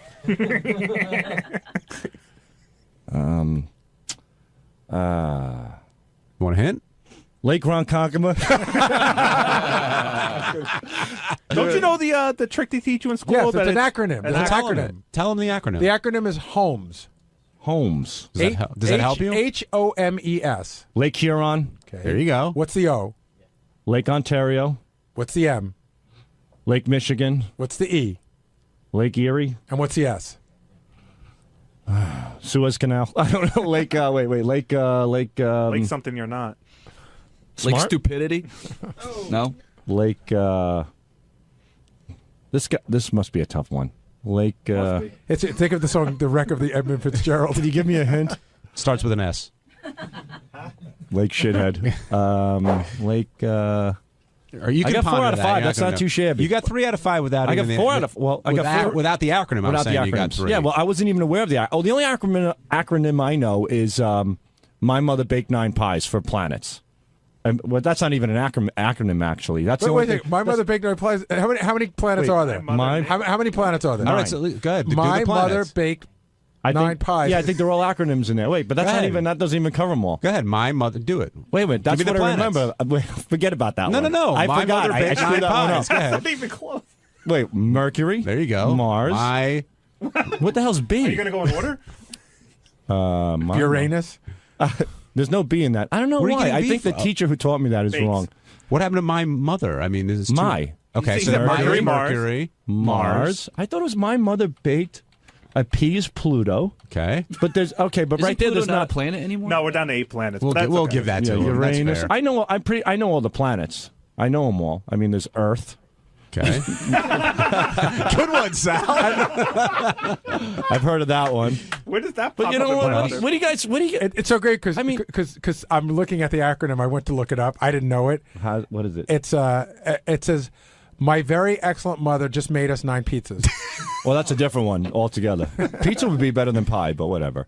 But look, you got most of the planets. I know the planets. No, you don't. Yes, I do. Mars, Mercury, Venus, Saturn, Uranus. You got 5. Earth, 6.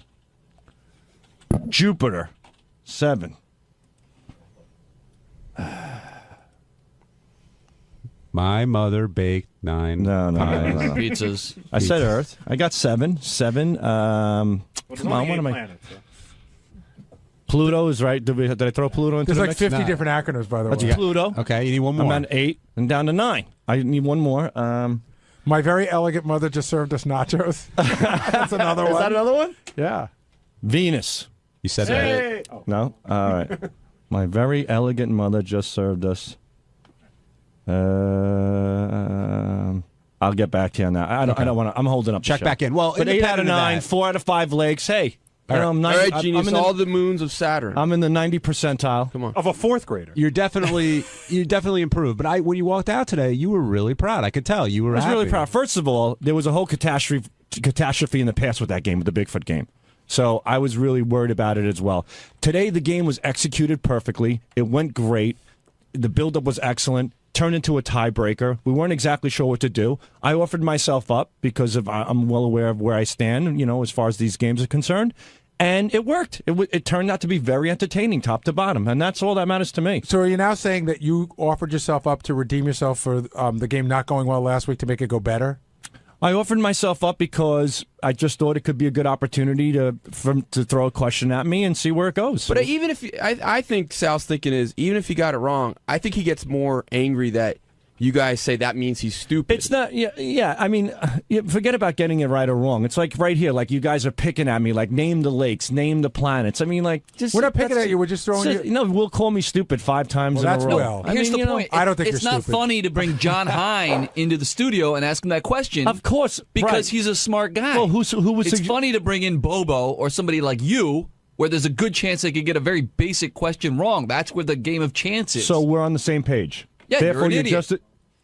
No. We're on the same page as far as production is concerned, as far as putting good radio together. We're both on the same Right, page. and that that's what matters. and that Therefore, meant you're it was- an idiot. it was you're good. an ignorant asshole. No, we needed you're an somebody ignorant jerk-off, who's and you not don't know very what the fuck you're intelligent talking about. to go in there. No. And you that were has nothing- perfect. Well, Thank you. Yes, I did utilize that to my advantage, but you're an idiot, and you sound like an ignorant jerk-off by saying that. You're missing planets, and you're calling me an idiot. I'm not missing. I missed one planet. Why would he be an idiot if he was smart enough to realize that you were the right guy to send in?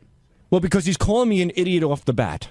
But do you find it hard to argue with a guy who's 29 points higher than you on No, the IQ not scale? Or that no, doesn't matter? No. IQ does not define a person. Not one bit. Why does You it bum think you out when you look like an idiot? Who wouldn't be bummed out when they look like an idiot? Well, you just said you're hold on. not defined by your intelligence. Sal's not. By the way, I am intelligent. Sal's not upset with his IQ score. Just so you know, he's Why never should been I upset. be? He I'm in thinks the it's- normal he thinks it's percentile. Exactly. But he's upset when he listen. You make fun. We all jump on you when you get very basic questions wrong. So you make. Yeah, we add fuel to the fire. But you're the one that doesn't know this shit. You look stupid on your own. But you guys That's are your saying perception. that means you're stupid if you don't know that stuff. And So I do you agree with think- Sal. That doesn't necessarily mean you're stupid if you don't know all the Great Lakes. If you don't know the Right. 49. Okay, I'll tell you. Yes, So Benji, I'm gonna. Say you have $100,000 in the bank. I'm just gonna guess. Say you got $100,000 in the bank, and you're gonna take it to somebody who's gonna handle your money. Sal. Right? Hold on. No, just anybody. And the guy, while speaking to the guy who's going to handle your money, he does let on that he does not know where California is on a map. Right. Are you gonna still give him your money? That's if I had nothing else to judge on, I might judge on that factor. That could influence me if I have nothing else to judge on. All right, let's say you it have depends. If he was an investment broker that I knew had a great record, and Bernie Madoff had a great record. Where are all the Bernie Madoff fooled a lot of smart people. You're right. We're not being fair because where are all the smart examples from Sal? Like That's true. We're a man in full. We know his stupid moments. his phone calls. It shows a very creative, smart. Richard's 50% of that. Creative is not smart. Creative is creative. No, you can be smart. I think his wordplay. Sal has good comedic skills. It's wordplay that you need a certain amount of level of intelligence to do that. I think Sal's music knowledge is very, very is not as good as his Gary's. Kiss knowledge. Well, to me, that's all Gary's, but that doesn't mean your knowledge isn't solid. Yeah, well, whatever. Listen, at the end of the day, look, it was a good game, and I don't think I think the segment. I think a lot of people would love to have the ability that you and Richard have to create the stuff that you do. Yes, and there is intelligence behind doing that. There you go. I'm not calling you stupid or anything like that. I'm just going back to the beginning. I was curious to find out why you put yourself in that position, because when so many times when you were in that position and it went badly, it was clearly visibly upsetting to you. It was. But like Will said, in this case, I think offering myself up as a sacrifice worked out pretty good. He's a martyr. He's a good man. Just like King Neptune. Thank you, Sal. We're going to take a break. When we come back. I know King Neptune. Oh, wait, did I forget that one? Was that the one? I forgot it. Neptune. I got it. We'll talk about... John got That's where King Neptune No, he's talking about King Neptune. That's the guy in the sea or some shit. On Wednesday's wrap-up show, there was a lot of talk about our pets. Howard's having some difficulty with Bianca, and we all talked about what would happen if our pets passed away. Thankfully, Will Murray was here, who has a cat thanks to his wife, but also has definitive opinions about what people should do with their pets. Here's how it went.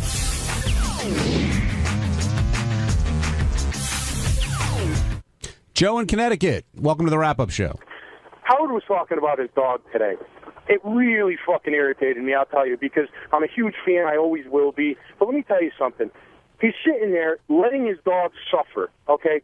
And he's complaining about, I got to go to work, don't die now. What the fuck are you talking about? I put my dog down, and I was at work the next day, because that's what guys do. I don't care if you're on network television or anything like that. He's no better than those glass walls assholes that torture animals, okay? He's letting his dog suffer and fall downstairs because he wants to work.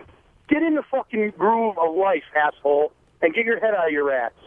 I want to get your opinion on that. I got to go. Love the show, guys. Fuck Benji. I was having trouble following it. Howard's mistreating his dog how? Early in the show, Howard was talking about how the animals are sick, and Bianca's sick, and he mentioned how, jokingly, how he had to go to work and leave the dog. He said it was nice to have sex with Beth without the animals around, that kind of thing. But if you don't think Howard cares about that dog, and there's a reason that he can't put it down, I'm sure. But was this guy saying kill the dog and go to work? Yes, pretty much. Oh, or do what you got to do and then move on. Well, what if taking care of the animal, send them to the vet? Isn't that? I'm missing what he's saying. No, the guy's saying that like Howard would be have more sensitivity, which I don't agree with. Howard sort of made a joke like, I need to get through AGT season without this misery of Bianca passing away, God forbid. But this guy's saying you're torturing her so you can keep doing something. So put the dog down? Yeah, that's what he was saying. Dog's in pain now. That's what this guy said. Yeah, stop the dog from suffering. That's what he was saying. But what is Bianca suffering from? Well, she's 10, and I guess Howard said she's getting very old, and she collapsed. She's having issues. Tough to walk around, things like that. But I think when that inevitably does happen, Howard's going to take that rough, no doubt about it. Absolutely. I know he will. I think about my dog's 8 years old now. You know what I always think about when I think about my dog passing? I think about Brian Phelan, who's like the manliest man on the show, came in the morning that his dog died, and Howard said, you want to say a few words about your dog? And Brian started to cry. And, like, he's a dude. He's a man's man. I remember when Ronnie's dog passed. Ronnie was completely shaken up over it. That's one thing I've never really gotten about pet owners in general. Will does not get the pet thing. If you had a kid and you were told the kid was going to die when it's 8 years old, like, who would put themselves through that? Like, you get so emotionally invested in this animal, knowing it's going to die in a couple of years, and you're going to be really upset about the whole thing. Because there's great joy that comes with the 9 or 10 years that you get, and the passing only lasts for a little while. I mean, you get great. I get great. But again, like I said, with the kid, I don't think if you knew your kid was going to die when it was 8 years old, you'd have the kid. My kid's not a dog, though. Oh, you're saying never start to invest in a pet emotionally because right. Well, you're just setting yourself up for heartache. Clearly, no. Well, you shouldn't be born then because then you got to watch your parents die. Will doesn't have any dogs. I didn't have by a choice the in way. that. But Will's not. Well, Will's got a cat that he loves. Will's not an animal lover. Listen, I had 4 dogs growing up, and I was never like, oh, I'm going to cry like my kid just died when the dogs But you died. didn't treat dogs the way people that Howard treats a dog. Like a dog was like I know somebody who told me, yeah, we had 4 dogs growing up. One died, we just got another one. Scott DePace? No. Oh. No, you don't treat your dog or didn't treat your dogs like children, whereas Absolutely other not. people No. here do treat their dogs that way. That's true. So Did your dog sleep in bed with you? No. They slept outside. You had It was a farm. outside dogs? Yeah, I mean, like one was allowed inside. But it's funny because over the years, like I'll hear Howard doing raps on the air, and we'll be on the phones, and he'll just turn around sometimes and he'll go, "It's a fucking dog. It's not a fucking person." Exactly. Thank you. But it's funny because you more than any of us have faced death. Yes. At like 16, right? 15, Right. 16. So I mean, I'm just picturing like people like, don't bother being friends with him. He's like, a cancer Good kid. point. Like, Hey, I pulled through, man. Don't get invested in Will. Yeah, don't get invested in him. Joe, you're on the wrap-up show. Hey, guys. Hey, Howard was saying about how the cat sleep with him now. I remember a couple of years ago him really getting on Gary about him letting, what's your dog's name, Murphy, sleep with you, and the cat sleep with you. I just kind of want to get Gary's take on that. I don't remember, but we always talk about that one day we want to go back and do a show of Howard's rules that are no longer rules anymore. You know, everybody who drinks is stupid. You know, don't. He once had a whole thing where he yelled at somebody that had a dog who hadn't had his balls cut off, and it was a whole screaming thing about what kind of fucking idiot wants to look at balls. Like Howard's got a whole set of rules that changes you as you move on. So I don't remember that, but I think that's really funny. Well, another thing, too, I had a friend of mine who his father allowed his cat to sleep with him. He had a cut on his leg. Well, the cat's paw went up against this cut on his leg. Dude got cat crap in his that cut. Had to have his leg amputated. So I'm against the animals sleeping with me, especially cats with that. They're always engaged in their fecal matter. So, well, I will tell you this: we have a big rule when the pets sleep with us, and the cats always sleep on top of the covers. But when Murphy goes underneath the covers like 100 times a night, we have a top sheet, and then another like a blanket, and then a quilt, or whatever you want to call it.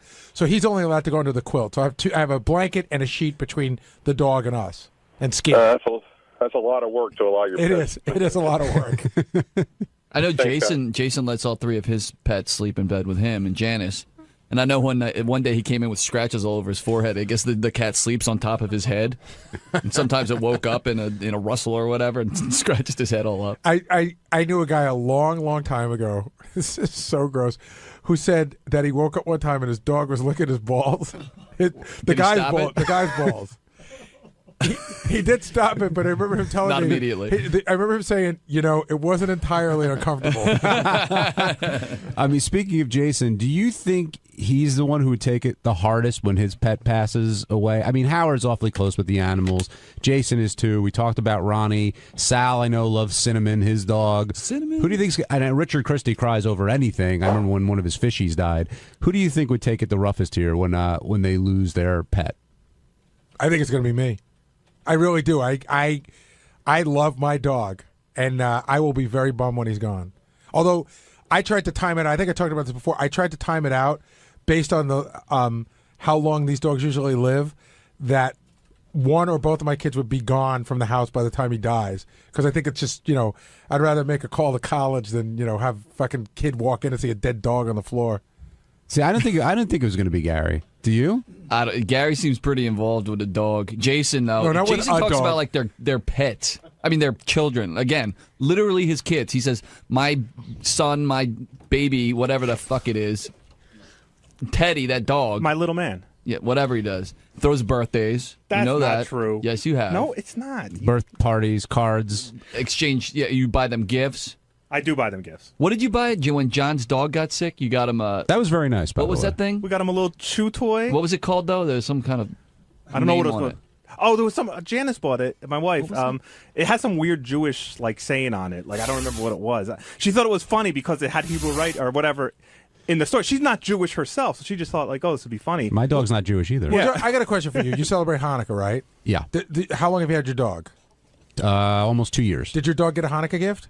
Yes, Like my dog gets Christmas Wait, gifts. hold on. Let me think about that. I don't think so, but I wouldn't care if she did. Would Like you my care dog- if she got Christmas if you were like in a mixed relationship? Like my dog gets Christmas gifts, and my dog has a stocking. Oh yeah, my pets all have stockings, and I'm not even Christian. I have stockings for Olive and Teddy and. Did Olive and Teddy get you anything for Father's Day? Not this year, but a tie. In past years, my wife has gotten me a card with their name on it, and a little gift. And then this year, I did ask. I go, "What the hell? Where's my gift?" She goes, "You never do anything for me on Mother's Day." So I got to tell you, I don't know where the line is for that. Like I said, we get our dog Christmas gifts and everything like that. I went to go Mother's Day shopping and noticed that there was a whole section of cards from the pet for Mother's Day, and I was like, I draw the fucking line there. I'm not getting into that. Well, like Will said, a lot of people do treat their pets like their children. Jason. yeah, but I absolutely love my pets, and I absolutely give them probably way too much attention than I should. But when I joke with you in the office that he starts talking about Owen, so I'll start talking about what Teddy did just to be annoying. I know I've met people that literally treat their animals like pets, But and I know I'm not. I mean, they're pets like children, and I know I'm not like. But those my people. guess is it's like sort of like because I actually had we had a birthday party for Kermit, Elisa's dog, yesterday, and my guess is I loved it.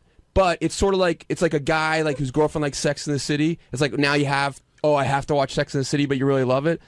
My guess is you really love it. Well, but that's how it happened. Yes, I do love it now, but that's how it happened for me. Janice, when we were dating, got this. I just had a crowbar Kermit in. Yeah, got this cat Olive, and she had a birthday party for it when it was a year old, and I was dating her, and that's the picture that Wilkie's referring to. And at first I was just doing it because she was into it. But I never had a pet growing up. That's where I started to fall in love with pets, and then since then we've got one other awful thing about Jason. This is very early in your relationship with Janice. I think you guys are on the rocks. I hate when you say this. I know what you're going to say. Remember, Jason would say. Wait, take your time. Jason said that he was only with Janice at that time so that he could hang out with Olive, the cat. Wow. That's 95%. That was a long time ago. What happened was I can't imagine why you guys be on the rocks if you say something like that. Janice and I were off and on. And she lived in Jersey, and I lived in New York, and we only saw each other on the weekends, and it was a giant pain in the ass, and I hated to go down there. And then she got the cat, and I was like, at first it used to be a big giant pain in the ass to go down there, but now I know at least I get to play with the cat, and the cat's cute. It gave me a whole. She married you? 8 years later. Wow.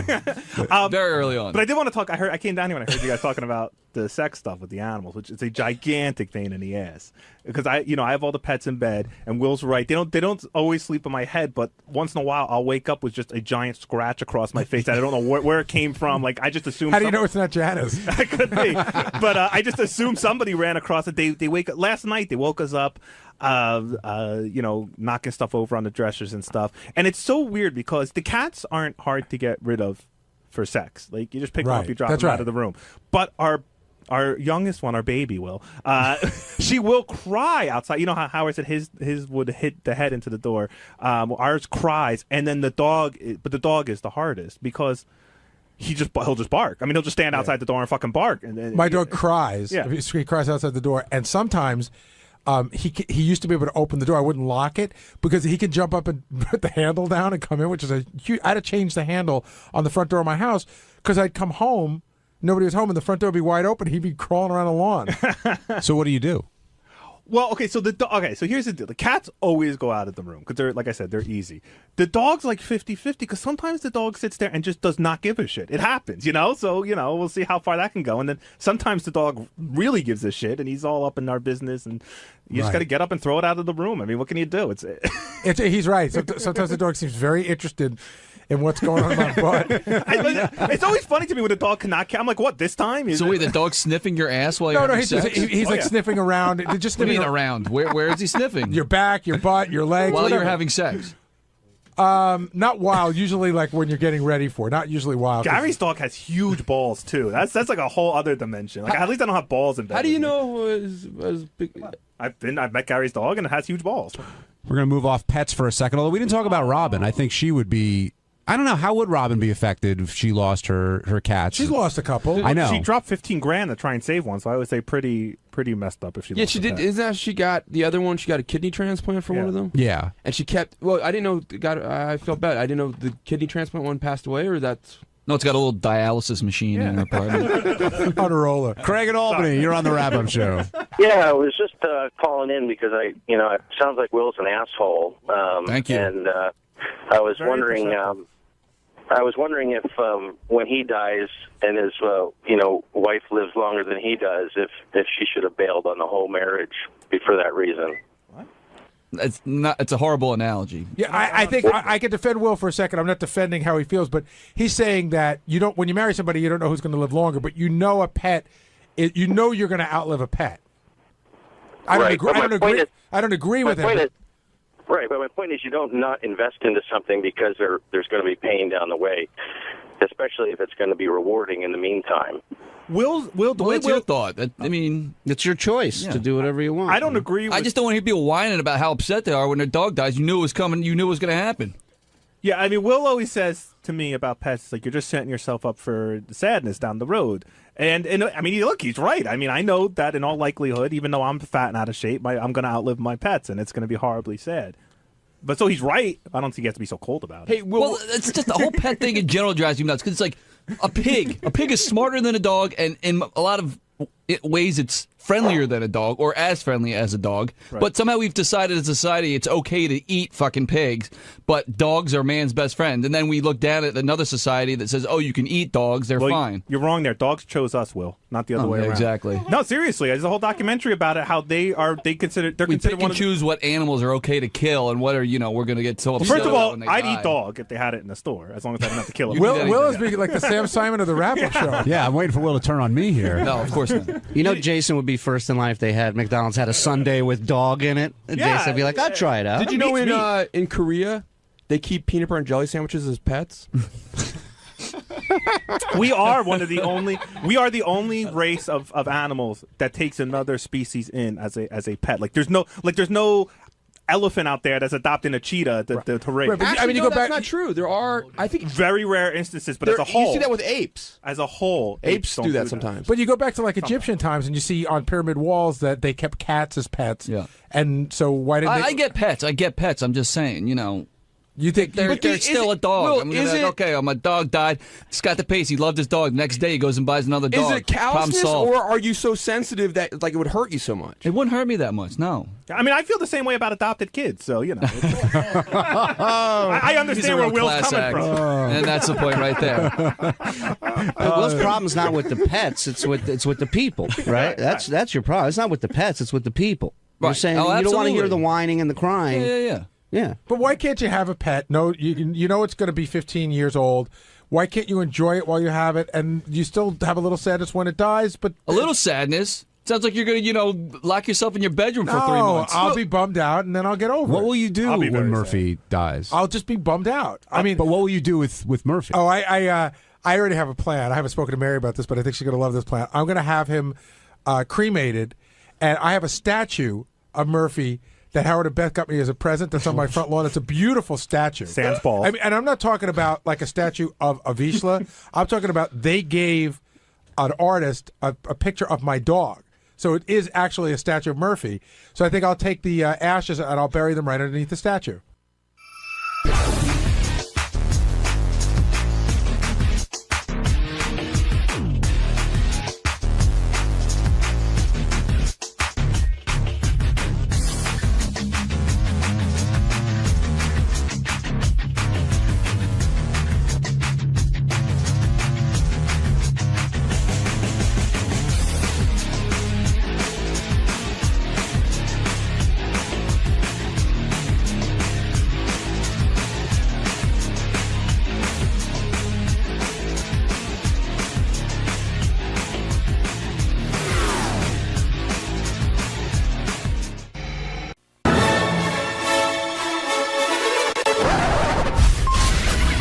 This is a Howard TV original production.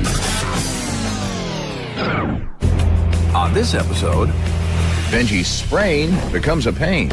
Take your shoe off. Let me kiss. Should I get totally naked or? No. Not right now. Not yet. All right. Howard opens the door to his private office. I want an exclusive inside my office. I want to show you where the action really happens. Sparks fly after the Inti Awards. Fuck you, Jared. Come on.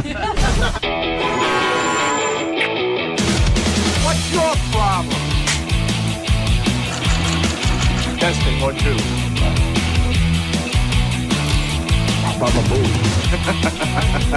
Yeah. Hey-oh, yeah.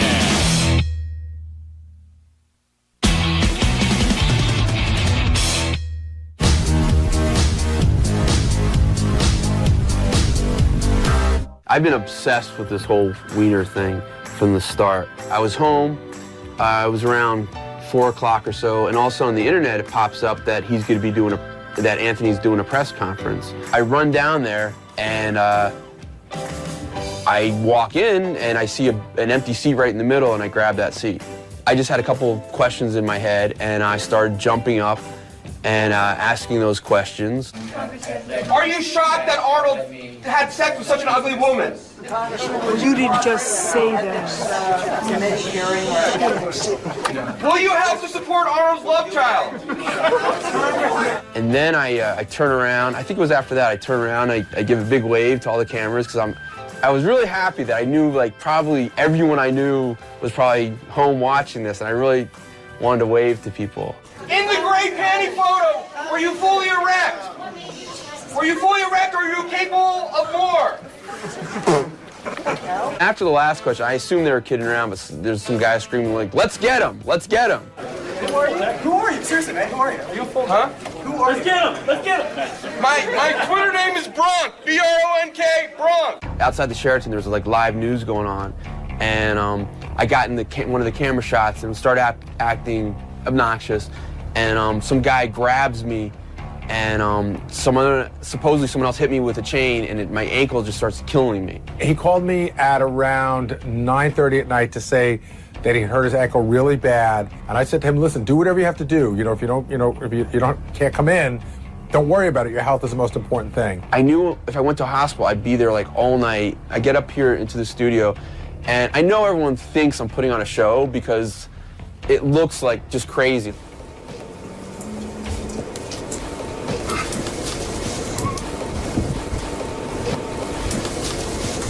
Are you really injured? Howard, I'm not fucking around. Wow. I'm just Are you in a lot of pain? Oh, So go to a doctor now. I'd really like to work today, and then it's like 5 hours, and I'd like to get if I can get an orthopedic appointment. Well, if you get uncomfortable, go. Thanks. Yeah. Benji went out yesterday during the Anthony Weiner press conference and started screaming during it. I just read something. Yeah, but now he's on crutches because he got himself good and injured. Let me see. Oh, yeah? Oh, yeah, that's fucked. You probably, that looks broken. For real? Yeah, that's blood always flows down in the foot. I know a very good doctor, an orthopedic surgeon named Dr. John Gordon. So I made a call, and he said he'd be more than happy to see him right away.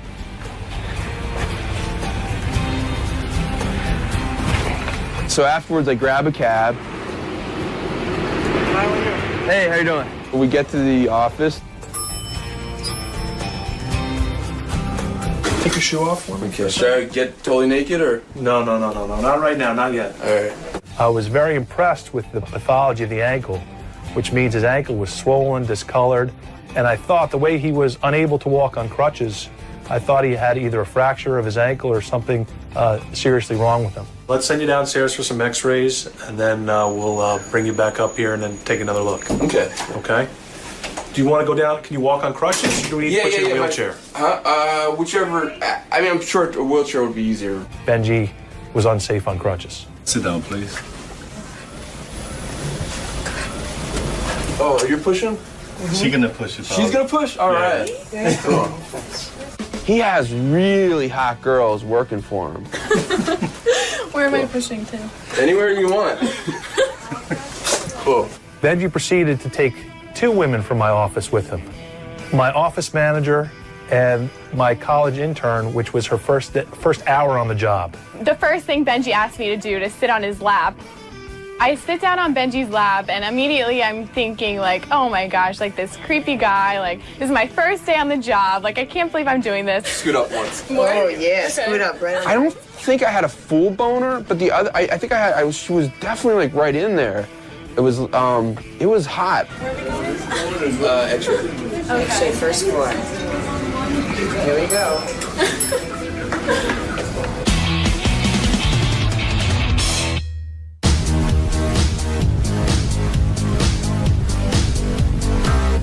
The interns are very important to me. I think it's important that kids have a place to go and learn about broadcasting. There's fewer and fewer places. So I host the intern show, and the big thing that we do on the intern show is the Inty Awards. The Inty Awards are a series of awards that we give to staff members. There's basic categories: funniest, worst role model, just anything, both positive and negative. We pick the categories, we nominate the staff members, and then we vote on them as a group.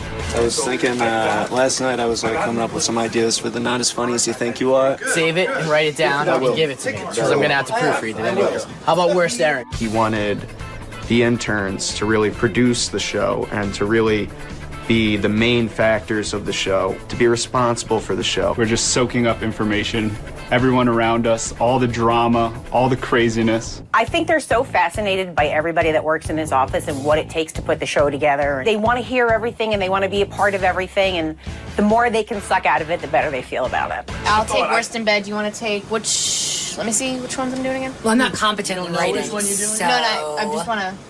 Yes, you can. So I'm not. I'll do favorite Black Packer. Once we have the list of nominees for the Inties, I post them in the back office. It kind of stirs up the controversy before we've even presented anything. I would rather be in worst dress than fucking not as funny. I think I'm pretty funny. Sorry. Maybe you're not as funny as you think. All right, I mean, you're not as funny as you think. Shows like the Inty Awards cause controversy because the interns get to say how they really feel about people because the semester's up. Screw the interns. They don't like me.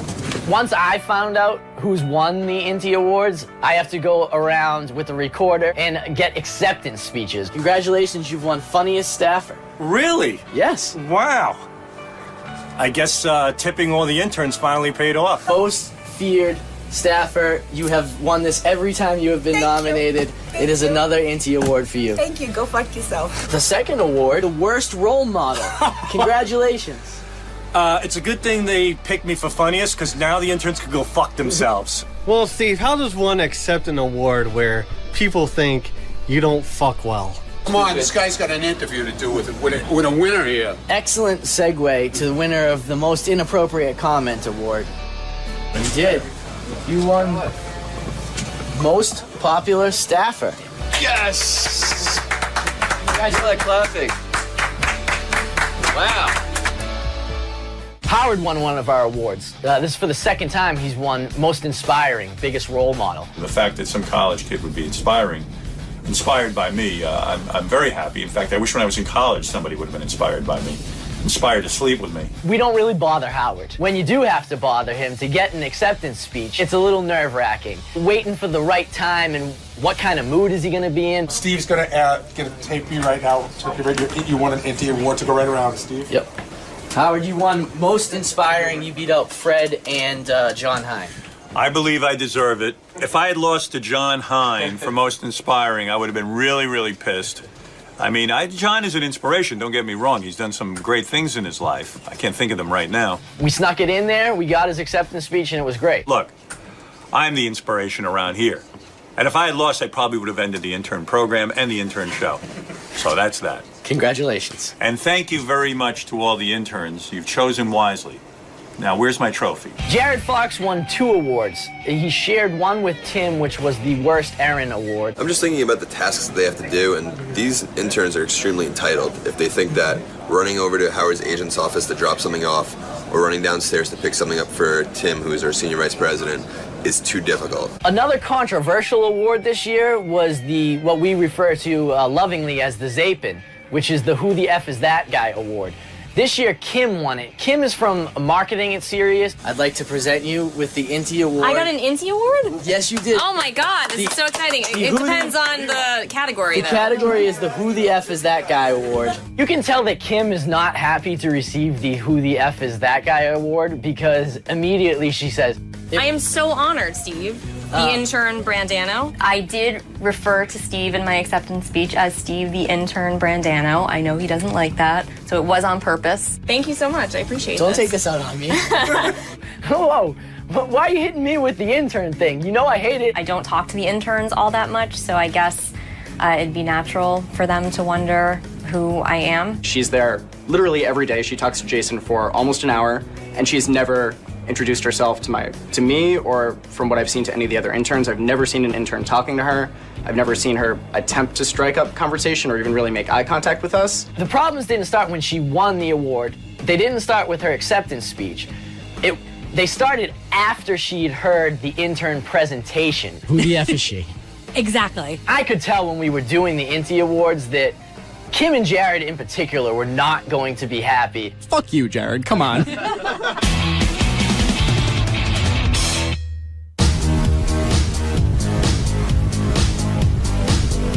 Want a big giant, you want an exclusive inside my office? I want to show you where the action really happens. I've been here for 5.5 years, and I've seen Howard's office once. I've seen the inside of Howard's office maybe 2 times in the entire time I've been here.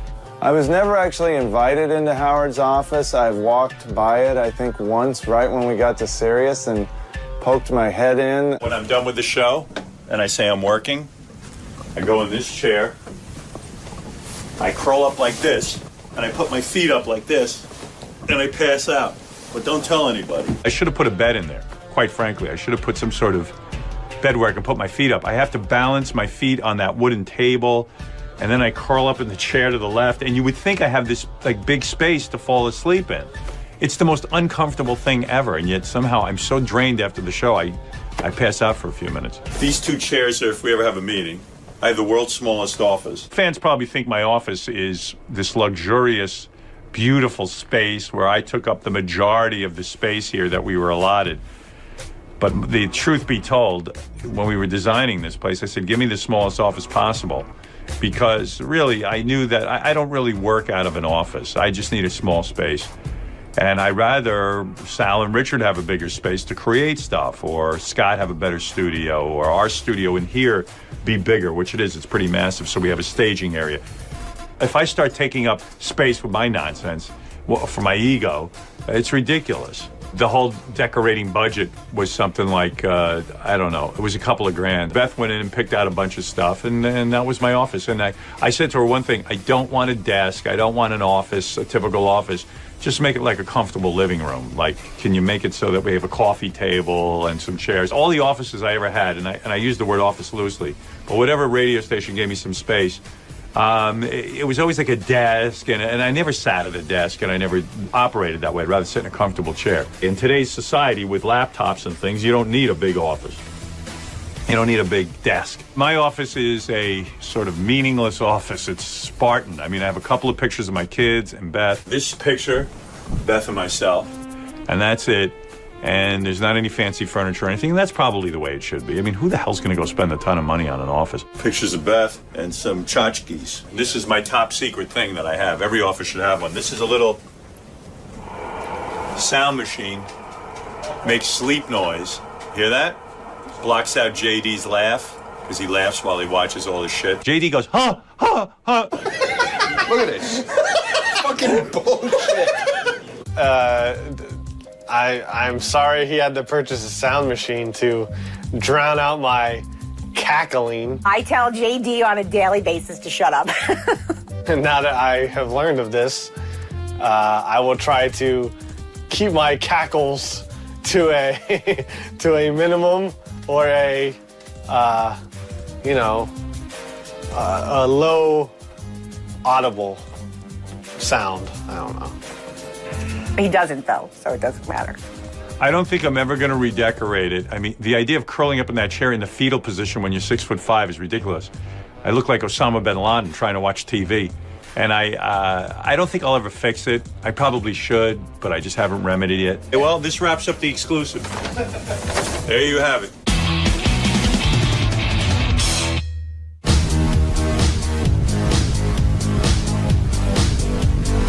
There's a bunch of patients in the waiting room, pissed off that Benji's getting to skip the whole line and just get his x-rays while these 2 girls are escorting him around and sitting on his lap and flirting and being crazy in a doctor's office.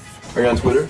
Yeah. We'll become Twitter friends and Facebook friends. Sounds perfect. We go to the x-ray room, and I meet another girl there. She's the x-ray technician. Should I go ahead and disrobe, or? No, you're good. Yes. Do they need it? I can disrobe with you.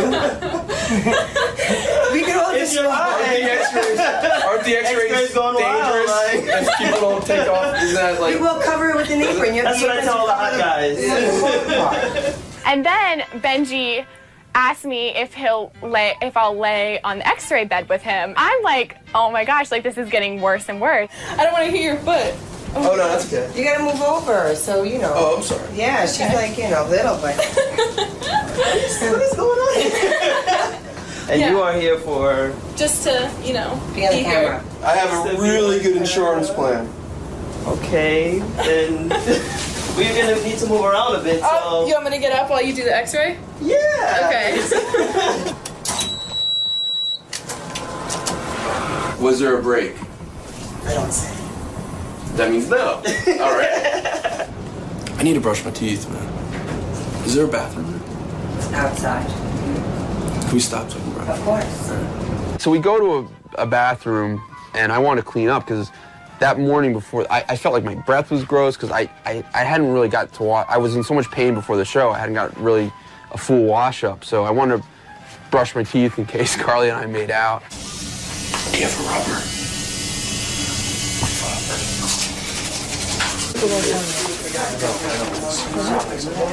Please stop looking at those X-rays, Ben. You're making me nervous. Secret? Okay. No, you're making me nervous the way you're, you know. Stegosaurus.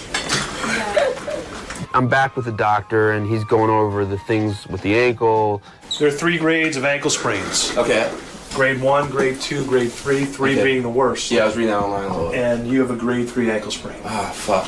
So, this is your primary ankle ligament, and this is completely torn. Oh, fuck. All the blood in here and the blood down here. It's very swollen.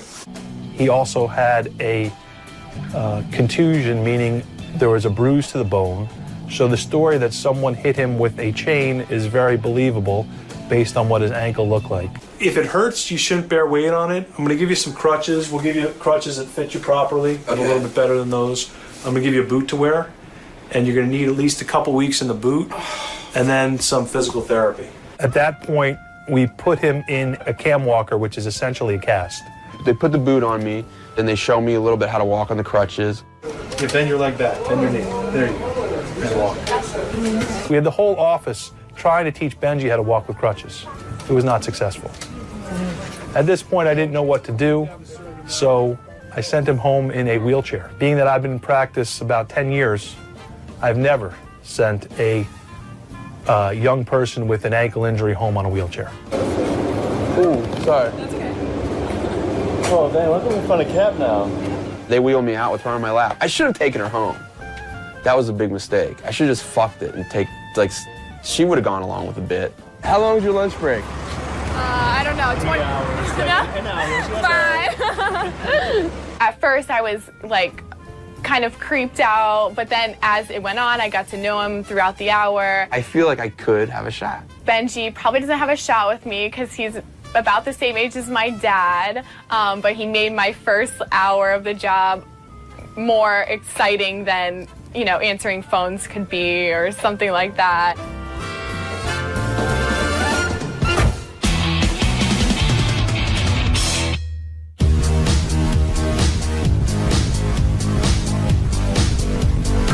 Welcome, everybody, to the 4th almost annual Inty Awards. Tim and Jared, as interns, we know you guys are the big cheese around these parts, and we get that. Staffers have asked us to run to Subway, Starbucks, the occasional deli, but with you guys, it always seems like we're delivering God knows what to God knows where. The one worst errand I thought was comical because I don't generally send people on bad errands compared to what other people have to do around here. So tonight, Jared and Tim, we present you with the Inty of Worst Errand. When I interned for MTV, I had to test out a stunt by pouring honey over my entire body, rolling around the sand to see if my body could pick up dollar bills for a beach stunt at the TRL beach house. You were rolling around with your shirt off. You're just bragging that you look good. I mean, come on, dude. Fuck you. Since I knew I was nominated, I figured that night I should listen and see what the guys had to say. Girl who talks to Jason for an hour after the show, we present you with the Inty Award for Who the F is That Guy? We've chosen you because every day we know we can find you blocking our path in and out of the bullpen, hovering dangerously close to the Heinlein while talking to Jason about the weather, about baseball, about television shows, about the possibility of life on other planets, about literally anything and everything except what your job might actually entail. Incredibly harsh.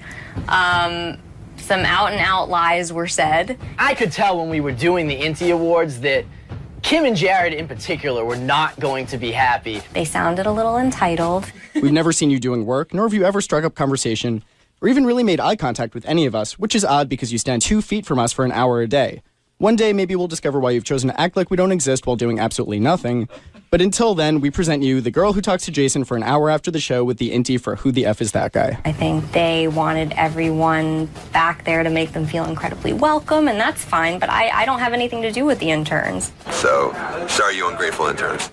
The only thing they took from my speech was that I was bragging that I worked at MTV, and that, again, I managed to bring up a way in which I was talking about having my shirt off, which wasn't the point of the story and made no sense if that's what they picked up on. So that pissed me off. That Jared, any excuse to take his shirt off. That's the definition of a humble brag. In that, in trying to tell us that we're ungrateful, he threw in that he interned for MTV and that he was at the TRL Beach House. Fuck you, Jared. Katie? No, exactly. We have to run around in the rain all over Manhattan and, like Pete said, Brooklyn, and he gets to show off his abs on the beach. Oh, look at me. I'm dripping in honey. What a goddamn shame. The next morning, one of my coworkers, Kim Reese, came by my office and explained that she had been ripped in the intern show, and so have I. So I did feel like I wanted to say something the next day. So I grabbed Rob to bring the camera back and check it out.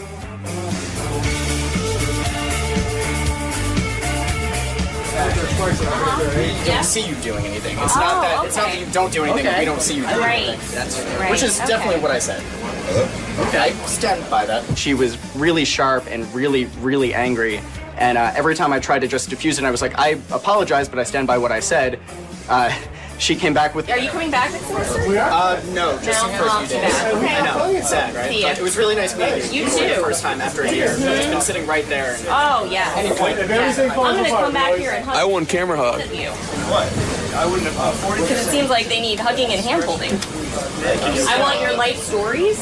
An introduction, maybe. Oh, okay. Well, I apologize for that. She told me to go back to my desk and do my work, which I did, and she continued to stand there bitching about me, but didn't actually do any work. So I think that almost sort of proves what I said, which is that she stands around and does nothing. And from then, it just steamrolled. Every single intern here is entitled. I don't want to crowd you, John. Gary, Apparently, I just stand here all day. Doing the internships that I've done, you do really shitty stuff and the people don't give a shit. At least I apologize saying, I know this is a bad task every single time, but this is what you got to do. And if the interns feel that way, well, then they're just entitled, spoiled asses. I will say that neither you or Kim work with the interns all the time, and these are probably the least entitled interns I've worked with, as opposed to the most. And I'm just being honest. Did you say these are the least intelligent? Entitled. Oh, okay. They're both basically mad about people talking shit about them on the air. Kim yelling at Derek is great. Jared screaming at the interns. It's all good stuff. I'll just sit there and smile. What have I made you do? What have I made you do? Ryan, who I feel was the most entitled intern and always had an air of arrogance with him. I had a little tiff with him. On a hot August day, Jared Fox made me take Tim Sabian's suit to his personal apartment. In what way am I learning as an intern?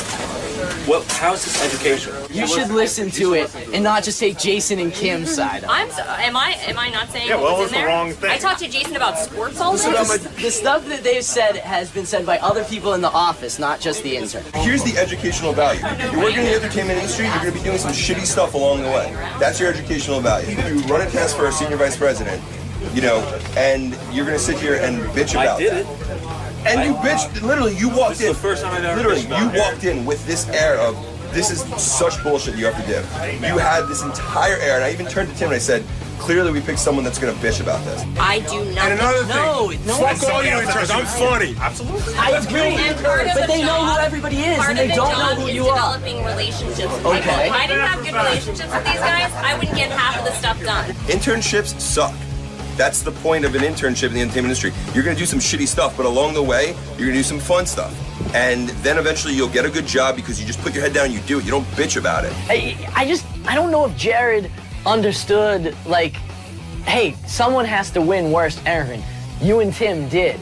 And I was trying to get him to realize that, but I think he was just too caught up in the moment. He didn't bitch about it. Yes, he did. There was an entire show based on it. No, there isn't. What was the intern show last night? It was about awards. Okay, so he was bitching about it. No, he wasn't even on the intern show last night. The point being is that that's what it is, and they're saying that that's the test, then that's bitching about it. This was definitely one of the better arguments we had in the office for a while. We've been looking for a good fight. It was real. It involved all the interns. And like I said, the two people from our staff that were involved were passionate and angry the entire time. So that's always good. Yeah, good for you. My favorite line is, yeah? It's good knowing you, man. Clean out your locker. Get the fuck out of here. Of course I'm not surprised that the NT Awards cause drama. That's what the NT Awards are for. If they didn't cause drama, they wouldn't exist.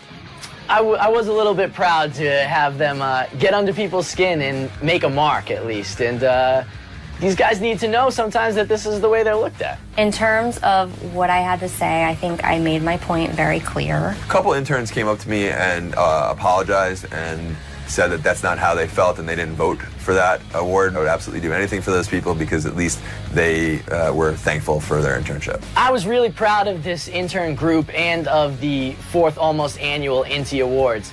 And whether another group can ever come close to the level that this group gave, I don't know. It remains to be seen. Will there be a 5th almost INTI Awards?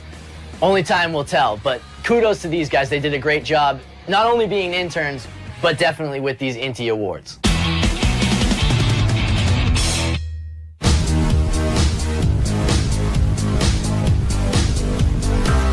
So about a week later, after the show, I'm in the office, and Will says all of a sudden on the internet he sees that Wiener is doing another press conference and he's gonna resign.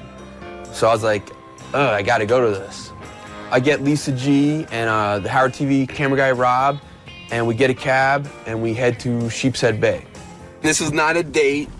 This is just Lisa and I are both here doing work. We're working. It's a long ride. It's about an hour ride out there. And I'm also like, is this even worth it? Are we even gonna get in? Are you nervous? Well, because last time was so fun, you know what I mean? It was so perfect. Yeah, so a little bit. And also it's like a nervous of like getting in, whereas last time I didn't worry about that. If it worked, it worked. Right. There's huge lines already to get into this place. I was wondering, like, would I be recognized and was someone gonna stop me? We might have to get physical at least to get in. All right? That's all you. Some people did recognize me, but once you got in, they just let you in. So I was able to get a seat. So we're just sitting there waiting for it to start, and I'm still nervous, like, are we gonna get recognized and get thrown out? It started circulating around. He will not, even though this is a press conference, he will not take any questions. He's just gonna give the speech and leave. Yeah! You go, boy. He announced that he resigned after this was about 2.5, 3 minutes of speech. I'm actually shouting, no, no, no, you can't. Unfortunately, the distraction that I have created has made that impossible. So today I am announcing my resignation from Congress. No! Someone else did that pervert line, which I didn't do, but I've gotten blamed for. When all that murmuring and shouting starts from the crowd, and I already know he said he's not gonna take questions, I'm like, I gotta jump up and start doing it now. He's already resigned, so I jump up and I do my first question.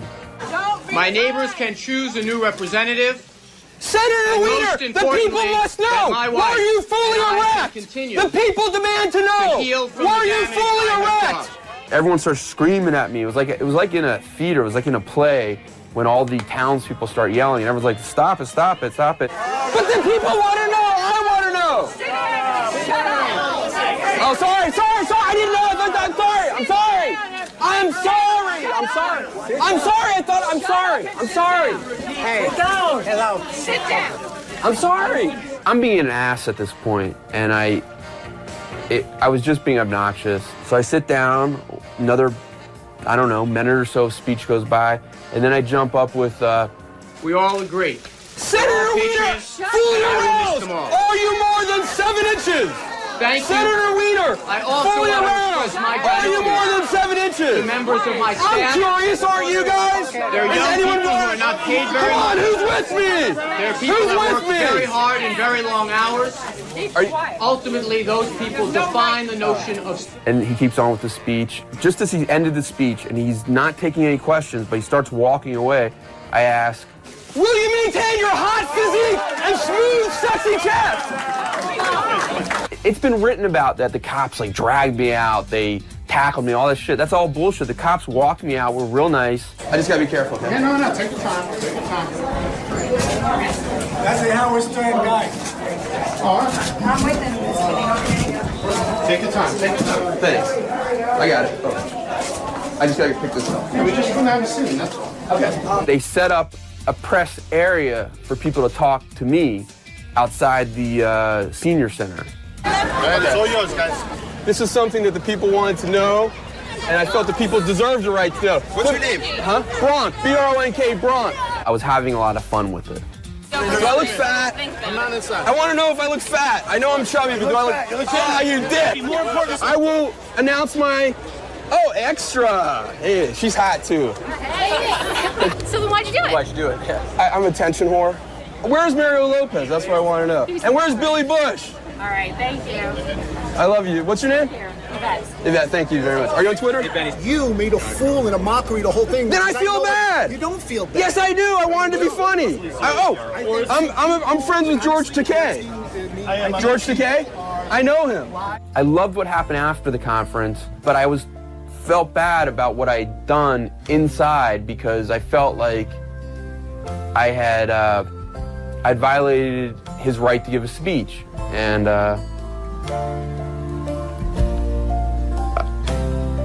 I'm sorry.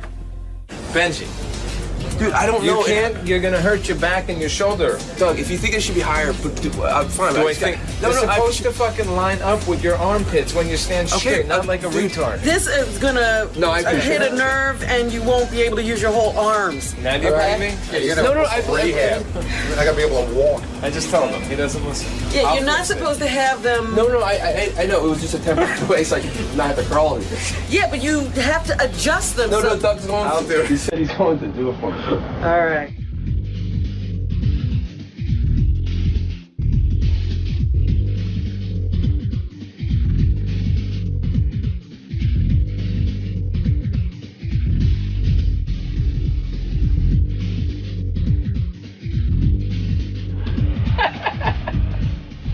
Did you catch that?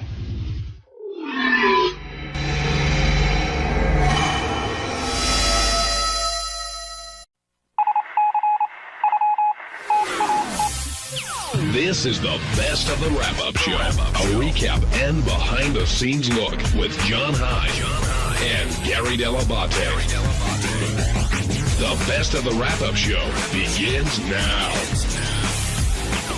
On Monday's wrap-up show, we talked about my wedding, about Sal's best man speech, and about a lot of stuff with my wedding, just how fun it was, and Sal doing my makeup and things like that. And we talked about Pink Tie Guy, also known as Jared Fox, also known as Mr. Perfect Abs, Mr. Hot Ass, Mr. Handsome, Mr. Gorgeous. He has many nicknames, and that irked JD really good when all the single girls at my wedding were asking about Pink Tie Guy. So check it out.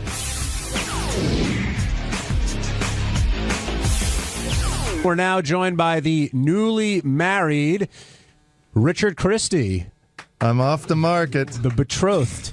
Yep, that's me. Now, what did you think of today's wedding discussion? Did it go the way you expected? Yeah, it was fine. I mean, the important thing to me is that everybody was there, had a blast. We got so many nice emails and calls from people afterwards saying it was like the funnest wedding ever, and just that our family and friends came to celebrate with us.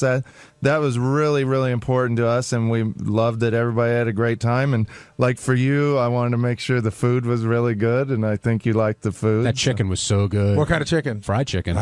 Hey, can I ask a question? Because somebody sent out a bunch of notes, and I got notes from like 5 different people.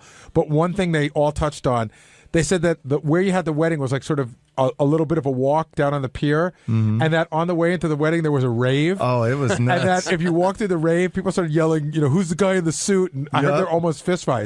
And we just happened to pick a day where it was a rave that involved everyone having free squirt guns, and like I got soaked. People just saw anybody that was dressed up and they'd squirt us with squirt guns, and we had no idea this was going to go on the same day. But once it was like going through a gauntlet, and once you got through that gauntlet, you were fine. But I heard some people almost got in fistfights. Yeah, it was pretty crazy. And we felt bad because we had no idea this was going to go on the same day.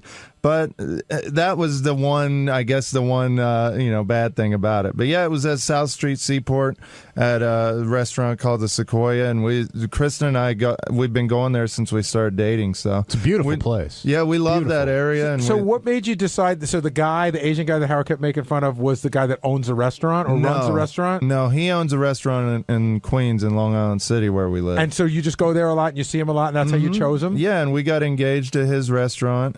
And Mr. She is his name. He's Reverend She now. I've thought for weeks, like Richard's been talking about, I thought he was hiring, I thought it was a she-male, and that was his character name was the Mr. She. At first, it's S-H-I. At first, I wasn't sure if he was putting on an act because this wasn't your typical wedding. It was a lot of fun, and you guys really had a good time with it, and everybody who came, I think, also had a good time. But it seemed, it was joking, even though it was a solemn thing. There was joking all throughout, and you really took a lighthearted approach to the wedding. Yeah, and that's what we wanted. We wanted it to be fun, and my wife and I are not religious people, and we didn't want it to be a religious thing. And Mr. She is very close to us. He babysat Ernie, our beta, whenever we'd go on vacation. There you go. And he's just like a really great friend, and we knew he's a very funny guy and very jovial, and whenever he's one of those guys that owns a restaurant that everybody knows that he's the owner because he goes around and hangs out with everybody, and we just love him, and we knew he would do a great job. I thought everybody also was relatively well-behaved, considering how these things have gone otherwise. And I think it's because you two were the guys, and you couldn't really go crazy because it was your wedding, and Sal, you were the best man, and you were sort of organizing stuff and keeping it all together. And I think Ronnie wanted to scare us. He kept saying, "Oh, wait till you hear my speech," and he was building it all up, and then he ended up being Ronald that night, and he was very well-behaved. Now, speaking of speeches, Sal, you took a couple hits for a couple comments that you made. Fair, or did the people who you hit sort of know you were going to make those comments about them? What, Jason Kaplan's weight? Well, besides Jason. Yeah, that's the only person I hit. But you said something, I heard you use some foul language a bunch when you got to make a speech. When the maid of honor gave you the mic, you said, I said, what a nice piece of ass. Right, do you think that's appropriate for a stranger? I think it's a compliment. I think it's something that, I think she was pleased by it. I could have said, what an ugly cow. I didn't say that. I said something very nice. How about you don't say anything? How about I give my speech the way I want to give it? It's my fucking speech. What a beautiful lady. And let me tell you. I like that he says it's a compliment, but if you say it to somebody at work, you're going to get in big trouble. It's an HR violation. We're not at work. When at a wedding, give a good wedding speech. You know what? It was just a spontaneous thing. I didn't have that particularly planned, but I was hanging out with her in the back. We were drinking. We were talking about Philadelphia and how much we loved it. And then she gave a speech, and I just got a good look at her, and it just hit me. And boom, what a hot piece of ass. Now, when you do something like that, you go back to your table, does your wife go, why do you have to do that, or you're a jerk? In this case, she disappeared for about 45 minutes. Sorry about that. And I didn't know where, I thought she really left, and I said to myself, did I really cross the line this time? And I don't think I did, because everybody was coming up to me saying it was a great speech. It was. And thank you. And I was running around looking for her, and I finally found her out on the deck. But I go, where the fuck were you? You pissed off? She goes, no. She goes, I'm just having fun, just like you are. Right, having fun by not being with you. Exactly. What did you think was unfortunately? What did you think would be questionable there, other than the hot piece of ass line, maybe?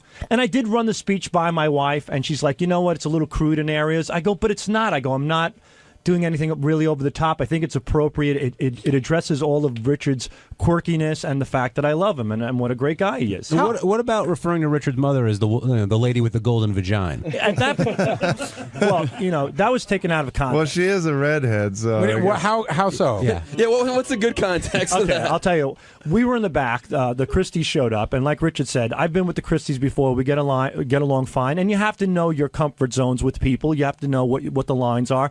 And we were drinking. We were having a lot of fun, and I was saying to her, you're the woman with the golden vagina, and it just it just spontaneously turned into a funny conversation, and I read her well. She was laughing. Mr. Christie Thomas was dying laughing, and Richard was in the room as well. Richard did say at one point, "Mom, you don't have to put up with that." And I said, "Well, if I'm crossing the line, I'm sorry." She's like, "No, what you're saying is fine." But I didn't think it was that bad. It was a compliment to her vagina and to Richard Christie that she created him, and that's an amazing thing. I don't want to get too deep into your psychological. It was a compliment to her vagina. That's what you're saying.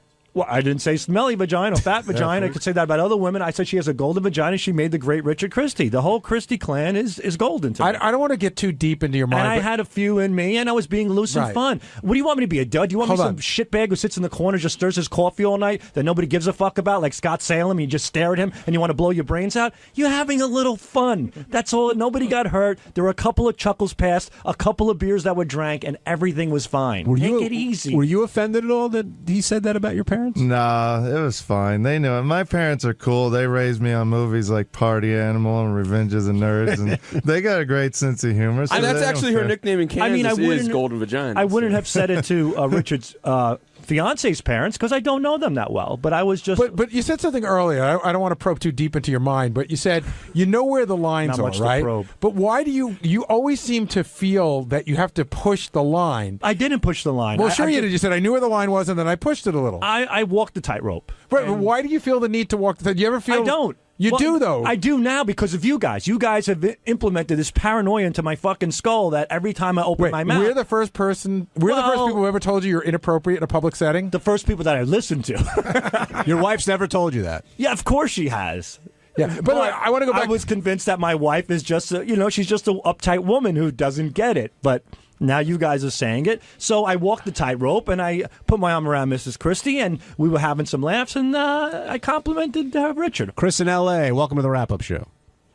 Hey, I was just asking if Richard, now that he's married, if all the gay stuff between him and Sal is going to stop or if it's going to continue. No, I think there was plenty of gay stuff at the wedding between me and Sal. What? We were just messing around. I think we kissed each other and stuff. No, we didn't. When we were posing for pictures and stuff, we were being a little bit. How did we do? Howard wasn't as interested in this as I was, but I couldn't. What on earth was he doing? He was doing your makeup. What were you doing? What were you putting on your face? I have the opposite of what Sal has. Like Sal has the raccoon eyes. I have real white eyes in photographs. So Sal he was a great best man, and he got me some makeup to cover up the white around my eyes. Well, in all honesty, a while ago when we did one of those B movies, a lady suggested with Richard with his pictures that she put some cover up on him. So I took the cover up from the lady and I said, look, on your wedding day, if you want, so you don't have those white eyes in your pictures, I'd be happy to do it. And that's how it happened. That might be the gayest act you guys ever did. But you know what? it looked great, and Richard came out great in the pictures. And she said, and a lot of people say that apparently a lot of men do put on makeup for wedding pictures. I've never personally heard of that. Yeah, with that new law in New York, of course they do. The funniest part for me was watching that. I realized that Richard wears a wife beater T-shirt. Yeah, well, I do because I sweat a lot, so I had to wear it under my tux so I wouldn't get all sweaty and soak through it. Because it was a rented tux, I didn't want it to get all sweaty and gross. Jody in Jersey, you're on the Wrap-Up Show. Hey, I was looking at the pictures of the Christie wedding online, and I noticed JD and High Pitch Mike slow dancing. So did JD get lucky? With High Pitch Mike? Yeah. I don't know. JD can come down and answer that question, but you couldn't miss Mike because of his shirt that he was wearing. The orange one. Oh, he wore that for me. It was orange, like a Halloween type shirt. And Mike caught the bouquet, so maybe we'll hear wedding bells soon for Mike.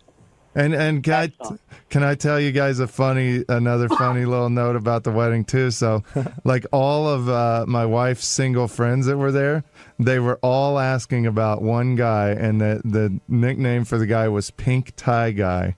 They kept saying, "Who's Pink Tie Guy?" He was the talk of the wedding. Who is with all the single girls? I think I know who it is. And you could probably guess who Pink Tie Guy was, but then JD was asking about Balinson? Richie Balinson? No, it wasn't Richie. Who was it? It was Jared Fox, of course.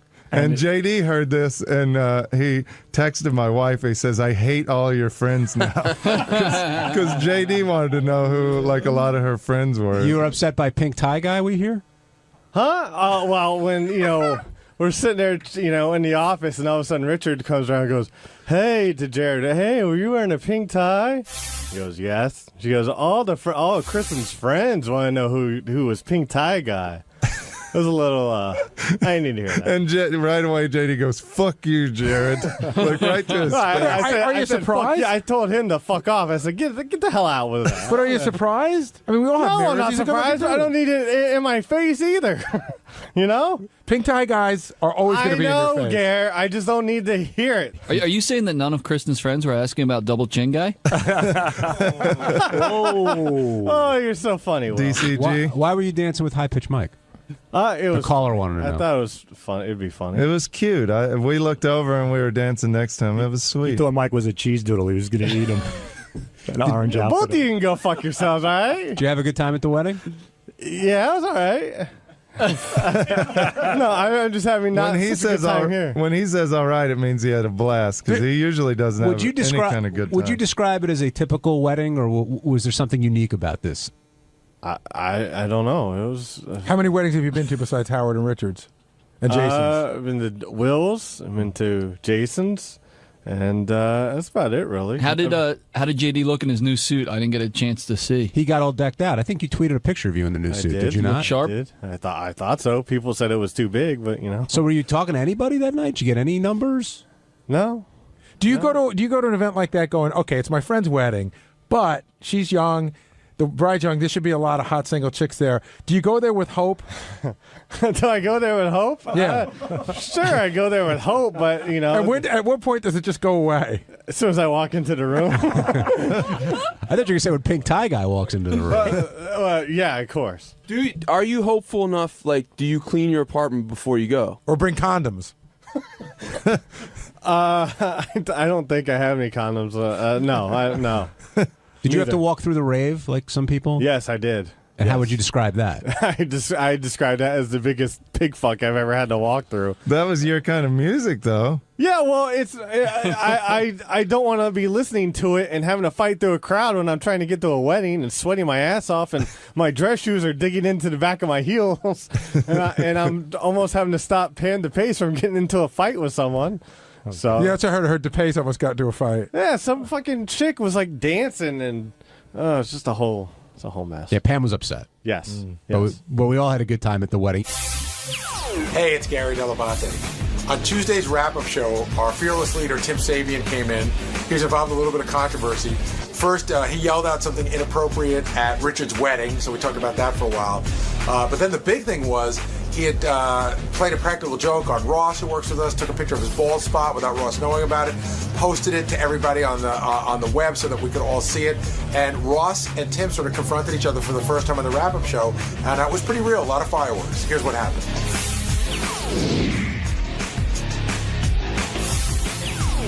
Who's more wild these days, Tim or Ronnie? Well, that's become the discussion.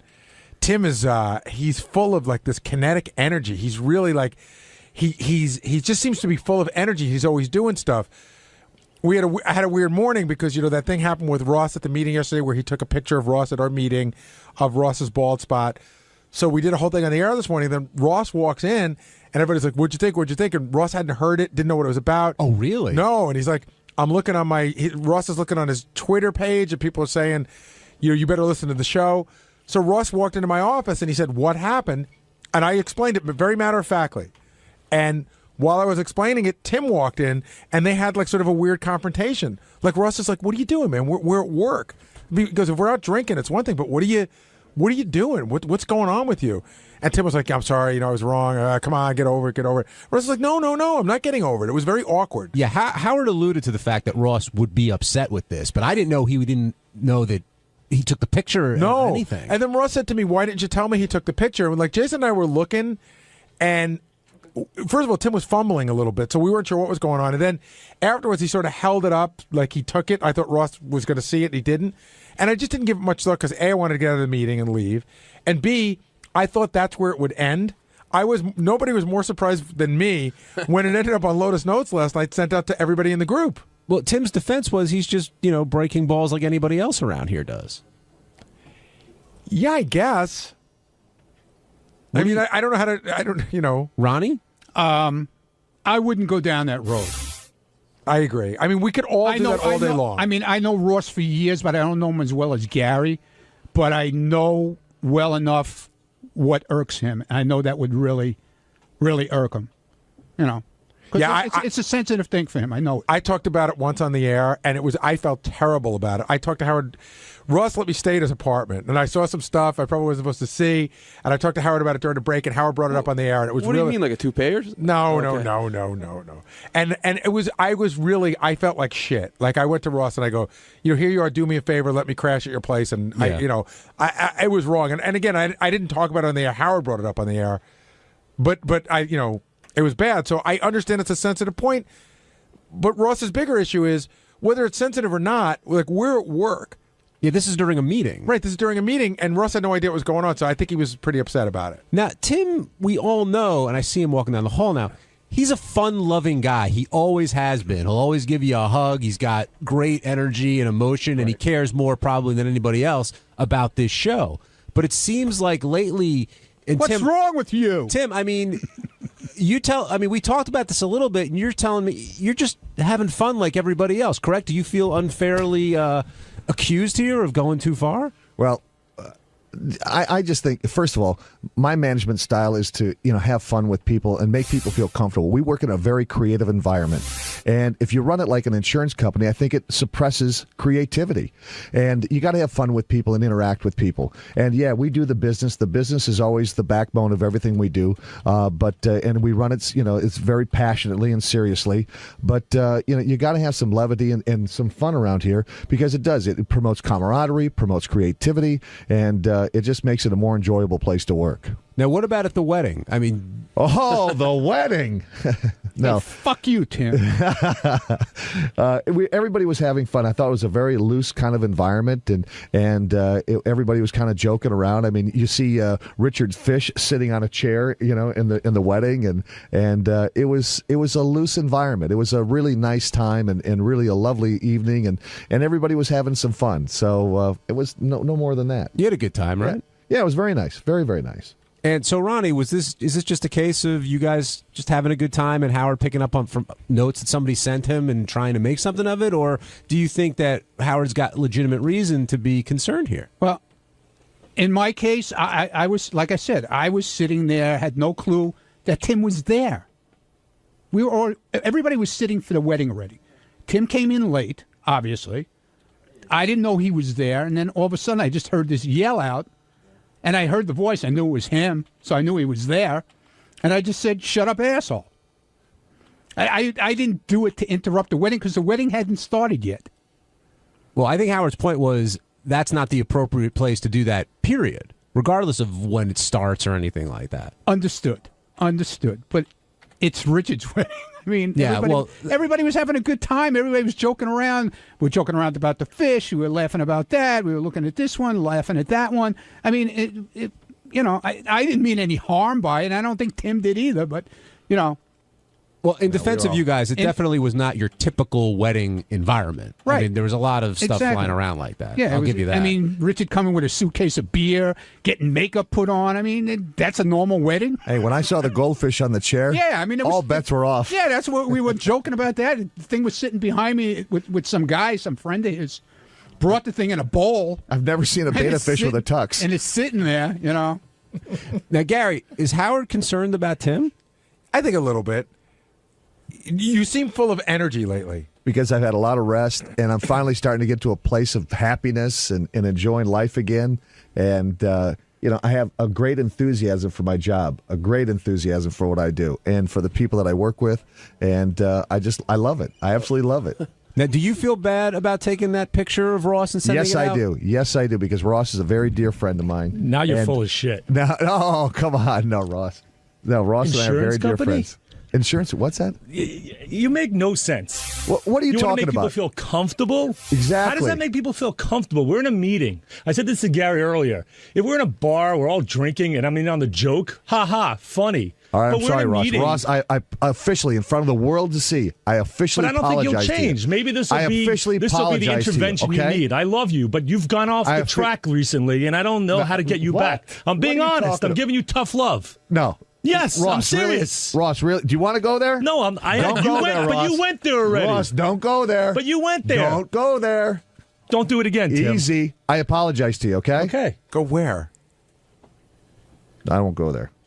I won't go there. I don't know where we're going, but exactly. This came. We found out just now, Ross. Gary said this came as a total surprise to you this morning. What did people like email you and tweet you and say, "Hey, you better listen because something's going on the show"? I don't know, 7 something, and I'd just go to my Twitter feed and it's just like mentions and it says there's all these different comments, and I'm like, what the hell going on?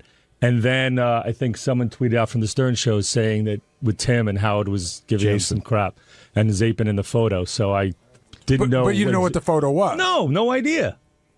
And then I figured I'd listen to the replay when I came in, but as soon as I walked in, Doug's shaking his head. I go, "What happened?" Well, Doug comes to me and he goes, "I better warn you." It was funny. It was funny. What's funny about it? It was funny. It's funny when you're in on the joke. It's funny.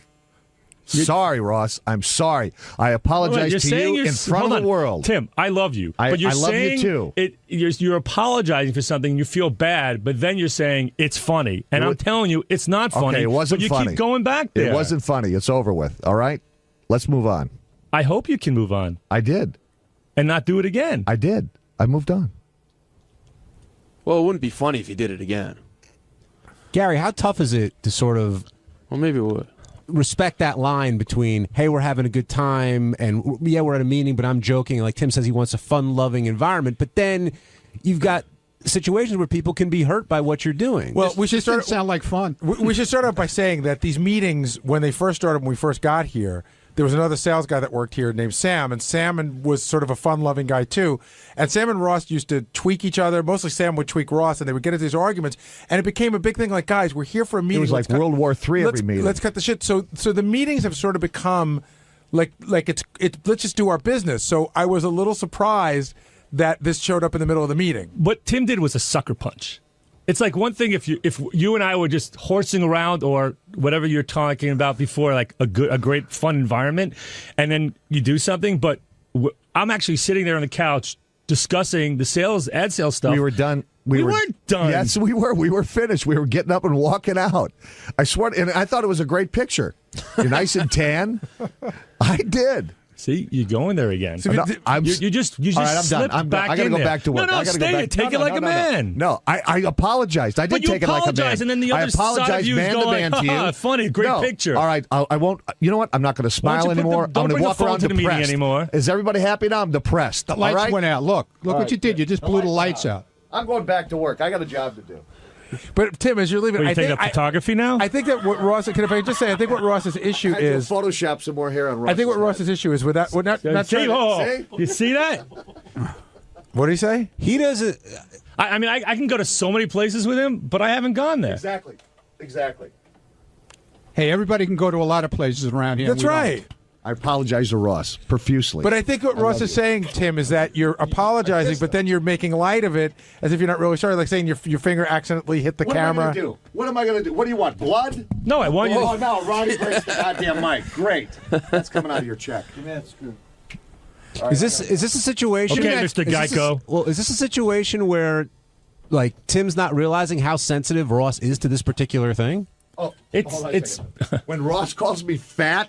I'm not sensitive about that? Yeah, you missed that in the office when they were talking. Yeah. He goes, how about if I take some pictures of you in your fat suit? Yeah, exactly. But that's I did it to your face. I don't say that. I'm not on the air. I did it to your face. No, you do it all the time. I'm fat. And I just roll it, let it roll off, right, whatever. I do it all the time. 25 pounds, I'm fat. Okay. Tony in Ohio, you're on the wrap-up show.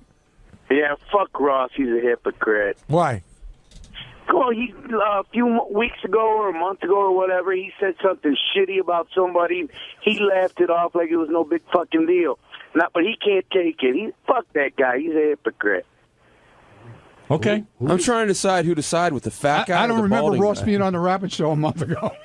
Yeah, but I think Tony, if I can make a point, there's a difference between you said this, I said that, whereas you took a picture of me when I wasn't looking in an embarrassing position and sent it out to all my colleagues. I could understand why he could be a little upset. Tim. Mark in Buffalo, what do you think about this? All right, and thanks for 6 years of the best radio ever. Tim's right to apologize, but I feel like we've gotten into the Ross bad breath conversation from a couple years ago. Ross, he's not creating. I mean, listen, I'm just saying he's not creating you being bald. He's not altering the image. I mean, it's wrong of him to do it, and he's owning it. But, I mean, it's nothing wrong with losing a little bit of hair, man. You're a man. That's not the point. Right, but that's where you're going with it. Exactly, Tim, didn't you? What I said. You're agreeing with the guy. No, I said. Yeah, but Ross isn't bald. Too many U-turns. He has a bald. It's not the point. Well, it is the point. But the point being, it's like, Tim, we're in a meeting. It's like it's a professional atmosphere, and you just the meeting totally was over. It was over. All right, I'm over with this. Well, Tim's got to own it either way. But Ross, would you mind if it happened like outside? I mean, it's up to you. That was my point. The point is, if he's saying it was funny, we're trying to have a great environment, or I was included in the joke when you emailed it out and go, haha, look what you got here. But obviously, he didn't send it to me. He sent it to everybody else to make a joke about it. It created almost 45 minutes of content. Great, and everybody's bored by it. So let's just move on. Let's move on. Exactly. All right, let's take one last call. Matt in Virginia, you're on the wrap-up show. Yeah, I just Matt, wanted to get in. I just wanted to get in here and say, hey, Tim, obviously we want to hear you go there because I don't think you have anywhere to go. Why don't you just blow it up? Exactly. Where are you going, Tim? Exactly, Matt. All right, thanks there, Matt. Matt, thank you for the words of encouragement. All right, so you two going to get along, or is this going to linger here? Ross and I are tied by the... You seem over it, Tim, but I don't think Ross is. I don't think Ross is over it. I can see Ross. You know what? I'll get over it because I have to want to work with him. But there's a part of me that there's a disconnect with him that he hasn't. He's apologizing to my face, but deep down, I don't think he realizes it was wrong. Ross, and I don't think he learned from his mistakes. Look at me. Ross, look at me. Look at me. Tim. Ross, look at me. Look at me, Ross. Look at me in the eyes. I love you. Ross, look at me. You love me when you sent the picture. You love me after you sent the picture. So I don't think there's any difference. I don't think you did it maliciously. I think that there's a disconnect that you don't realize what's right and what's wrong with this. And I still don't think you do. I think you're upset that I'm bothered by it, but I don't think you know the difference. No, I'm sorry that I upset you. Okay. All right. And I love you. Well, let's just move on. And we'll move on. Okay. On Wednesday's wrap-up show, I sure walked into it. Ross Zapin was on for day 2 of screaming about Tim and the bald picture and sending it out on email. And then I got thrown into it because Ross wasn't happy with a tweet I sent out saying that I thought Tim was funny on the wrap-up show. So we got into it. He called me unprofessional. I called him unprofessional. And it went rapidly downhill from there. So if you'd like to see 2 grown men argue and one grown man's face turn so red you think he's going to cry, check it out.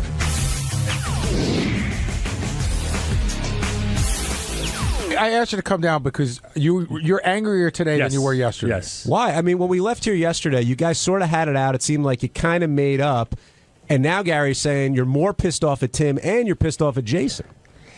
So we'll deal with the Tim situation first. I mean, I was, you know what? It is a sensitive subject, and I would let it roll off my back. But the more and more he talks about this and we talk about it, he doesn't, it's like backhanded, I'm sorry. And then hearing today when he was in Gary's office and he goes, wah.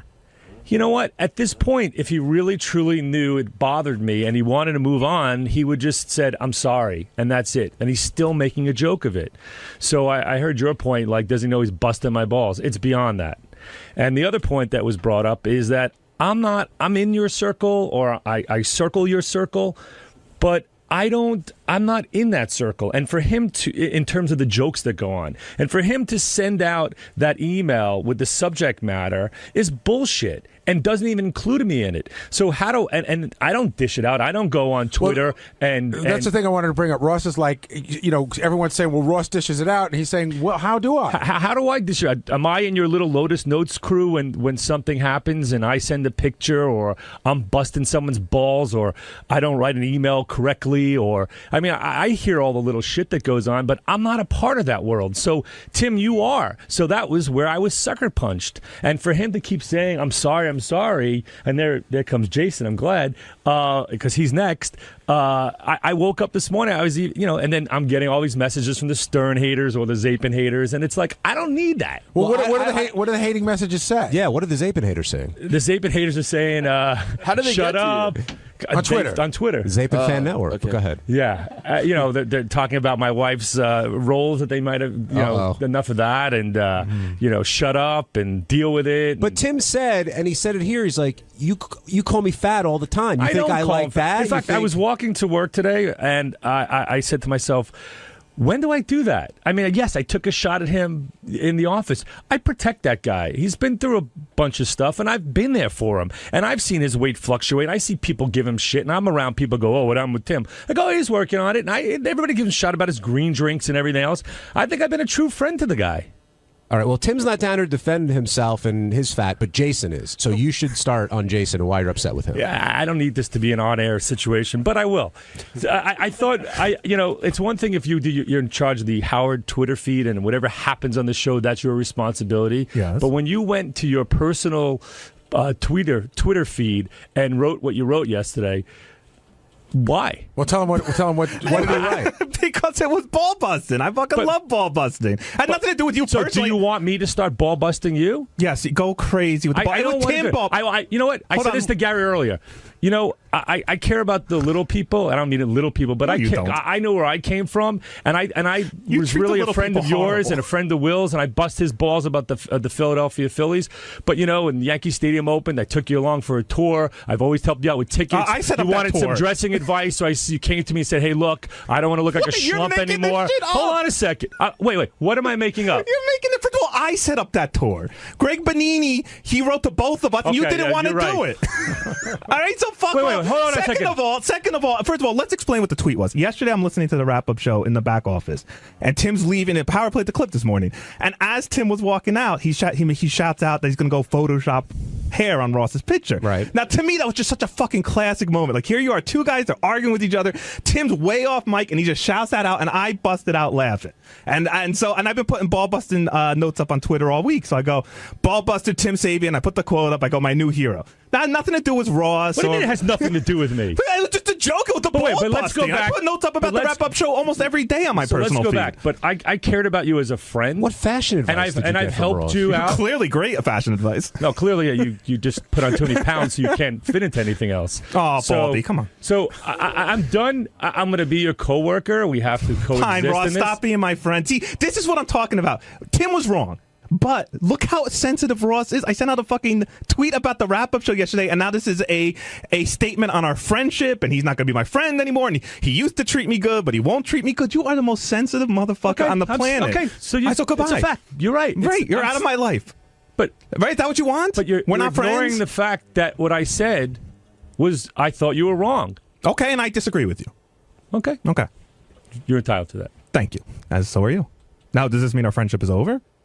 I don't think there is a friendship. Okay. Well, I'm sorry you see it that way. You don't see it that way. No. You think everything is fine. You don't think the way you conduct yourself in the office that you think that you're a Gary Jr. What? You don't think that... How about the way you conduct yourself in the office? How many times do I see you yelling at people, screaming at people, getting in fights with other salespeople in our meetings, getting in fights with Gary, slamming the door shut, going on Twitter, Howard won't let me in the bathroom. How fucking professional is that? First of all, I didn't go on Twitter. You want to talk about your conduct? Hold on a second. Right, you went to Howard's house and complained about it. First off, I didn't go on Twitter about it. Second off, can I finish? You made a statement. I'm going to finish it. So when I raise my voice in a meeting with a salesperson, it's to discuss something. It's not yelling at them. It's about talking about what? No, it's not. I've seen you get in fights with the sales guy, Sam. Do you know what I do? Do you know what I do? Yeah. Yeah? Well, then I know what you do. I know you produce the show. I know you work on the show. You work on the bits. I know everything you do, and you do a good job of it. Thank you. So I asked you, do you know what I do? Yes. What do I do? You're the promotions guy. You're the. What do I do? That's my title. What do I do? What do you do? Yes. You're the Well, you're saying that I do producing. I'm saying you do promotions. Yeah. I mean, that's what you said. You produce stuff and you take pictures. So my point is, what I'm saying to you is, you just accused me of yelling and screaming and doing things when I said to you, you're a Gary Jr.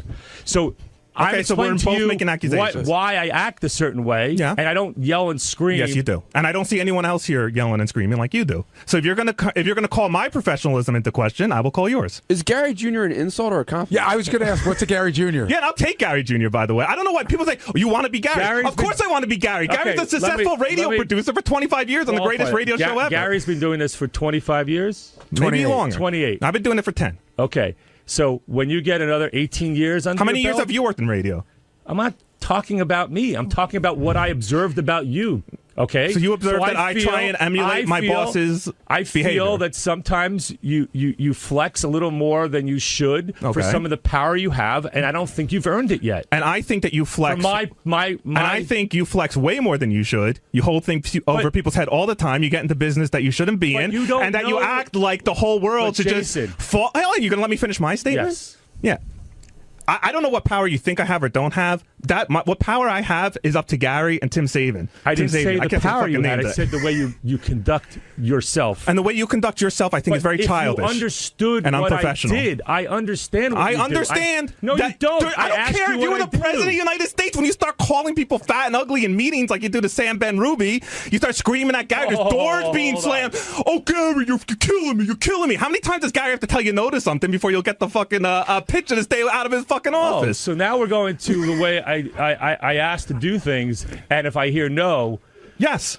Yes, you're very unprofessional. No, you can fight for your cause. You go in there, you slam door, you're screaming on the top of your lungs. I mean, you want to talk professionalism? Let's talk professionalism. I don't Jason, think you're very I'd professional. have a little more respect for this conversation if you knew what I did and knew what went on. Okay, so why I'll tell you the what- question was asked. If you're there for every step of the way and understand what the pressures or what the desires and what the needs are of why I'm bringing that subject matter to Gary, yes, I would have more respect if you for you knew- to talk to me and say why I slammed it or why I didn't want to hear no. And if you knew okay? everything I did and the pressures and the responsibilities that we have on the Stern angle of it, and then when you come in there like a mental patient and goes, "Oh, we need to mix in now I'm a secret mental- words. Hold we on a need to second. mix in secret words into the show for advertisers," and it's just like Gary says no to it. I don't know, every day for 4 years. I mean, when are you going to give So it now up? you're going way off the reservation. Now you're going to What reservation? But now you're bringing up. I'm calling you Hold on. unprofessional. That's the reservation. Hold on, no. Ron. Now you're saying when I come into Gary with an ad sales, when a client wanted something, right? And you don't take no for an answer. But and that's fine. But Maybe that's you doing hold your on job. a second. I don't think it's very professional. I don't see anyone else acting like that around Are you here. making fun, or are you criticizing me for coming in and bringing up something that made no sense to you? No, I'm criticizing you for not taking no for an answer and bringing it up every week for 3 years. Okay, I don't know if you know Sales 101, but you don't take no for an answer. Well, then your okay, demeanor let me ask you a about it question. is very Let me ask you a question. unprofessional. Do you book guests? Yes. Okay, when you want your big guest for Geek Time and someone says no to you the first time, do you ever ask again? Well, I don't threaten them like you do. Well, now I'm threatening people? Yeah, oh, yeah. How did I, Gary, do I threaten you? I'm waiting to hear what he has to say next. You time. bit I Sam Ben can't Ruby. No, I'm waiting to hear what he says. You coming off. So wait, they got so much money. You have hold on a second, Ross, Jason. You have a wonderful way of deflecting. I asked you a question. Answer it. Yes. You accuse me of not taking no for an answer and keep coming back. Right. When you book a guest and you hear no, do you ask again? Sometimes I don't. Depends what But the you're situation accusing me is. of going to Okay, Gary and not let me taking explain no to you for an what I'm answer. accusing no, you of. answer the I question. am. I'm going to answer the question. What I'm accusing you of, you accuse me of being unprofessional. I'm saying you're being unprofessional. Whether or not you're doing your job is one thing, and the way that you're doing it is an unprofessional manner. You yell and you scream and you act like a baby. You do it in meetings, you do it to people in the hall, and you do it in Gary's office. That is the end of my statement. Wow. I think Melissa's so fucking hot. Oh, yeah. Gary, what's between these two is it's been brewing for a while. No, well, but it forget hasn't that, with me. forget I that it's swear been to forget God. that it's been That's brewing. not true, No, that's Jason. not true. What? That's not really on. Jason, I think there's a few people behind me who love to take the shot at the mic. And Go ahead. Is anyone stopping them? There's a lack of respect going both ways. I think. No, honestly, I have respect. I appreciate. I like the job he does, and I think he does a good job. I think he's no, but you think he acts like more than he is. Yes. Well, coming from the most arrogant guy in the room, I will take that. And what's your beef with Ross? Is it that he had? Someone just hit me on the back shoulder and just said Ross is mad at you on the wrap-up show for what you said yesterday. No, but is it because he has a beef with you? Like, is this literally coming out of the blue? I didn't know we had the beef. I like teasing Ross. I know Ross is a very sensitive person. I do think Ross has a lot of personality flaws. Like, he's very sensitive, and he has a big ego, and he thinks his shit doesn't stink, and he holds everything over everyone's head like he's the last time I get you Foo Fighters tickets, blah, blah, blah. Like he's like the Santa Claus of the office. And I think it's funny to poke holes in that persona, but I never had anything personal against Ross. You just listed 5 things. Well, listen, I have my own flaws, too. I know them. Doesn't What mean I are don't they? like myself. What are your flaws? I'm loud. Right. I have a horrible nasally voice. Right. I can definitely go too far with either making fun of people or saying things where I shouldn't say things. Yeah, I got flaws. What about in the office? What about your Well, all professional those things life? are things I do in the office. but I'm you- loud in the office. I talk too much. I say things I probably shouldn't say sometimes. I mean, it happens. And I'm fat. I mean, I don't know. I got lots of flaws. You're very tan. I don't know how. Yeah, man. How are you so tan? Wow. Are you hitting on the personal level or the professional level? Professional. Listen, man, I love Ross, and I know he's very busy because every Thursday through Monday you can't find him because he's in the Bahamas or Miami or. Why is everyone laughing? Everyone's laughing off, Mike. No, I'm laughing. Jason, you know what? If you didn't work in this environment, I don't think you'd have a job. Well, I don't think you would either. I've done very well in my career. Weren't you fired? No. From DreamWorks? They didn't lay you off? No, they sold the company. Oh, that's a layoff. No, I'll come to his defense on this one. They wanted, out of the 300 people, they only wanted to keep 3 employees, and Ross was one of them. Oh, what happened? He didn't want to stay. Oh, all right, so you quit. And they Why not had just say to that? sell the company. Exactly. See, Jason knows, Ross, you're going down a bad angle because Jason knows how to push my buttons. How to push everyone's buttons. It's and the thing fine. that bugs me At the end of the day, the thing that bugs at me the about end of the Jason, day, and he knows Jason's this, going to rub 2 nickels together and have a dime. If you say so he's still here. He's still struggling. It'll be fine. Struggling, yeah. Some struggle I'm going through. That's awesome. I want to see where you are in 4 years when the gravy train is over for you, Jason. I want to see where your hairline is. I want to see where you go. What was your? I'd love to gravy see. train. Hey, dude, I'm here more than you, working harder than you are, bro. What do you? I mean, you're gravy train. You act like I just won the lottery or something. I got this. No, first of all, I got this job. No one handed it to me. Gary knows this. I got this job out of beating out a large field of candidates and showing what the good work I've done. I've been here for 10 years. Yeah, I sucked Gary's cock. It was fine. No, we can Jason, listen, that part's unfair. I'm coming to both your defenses on different things.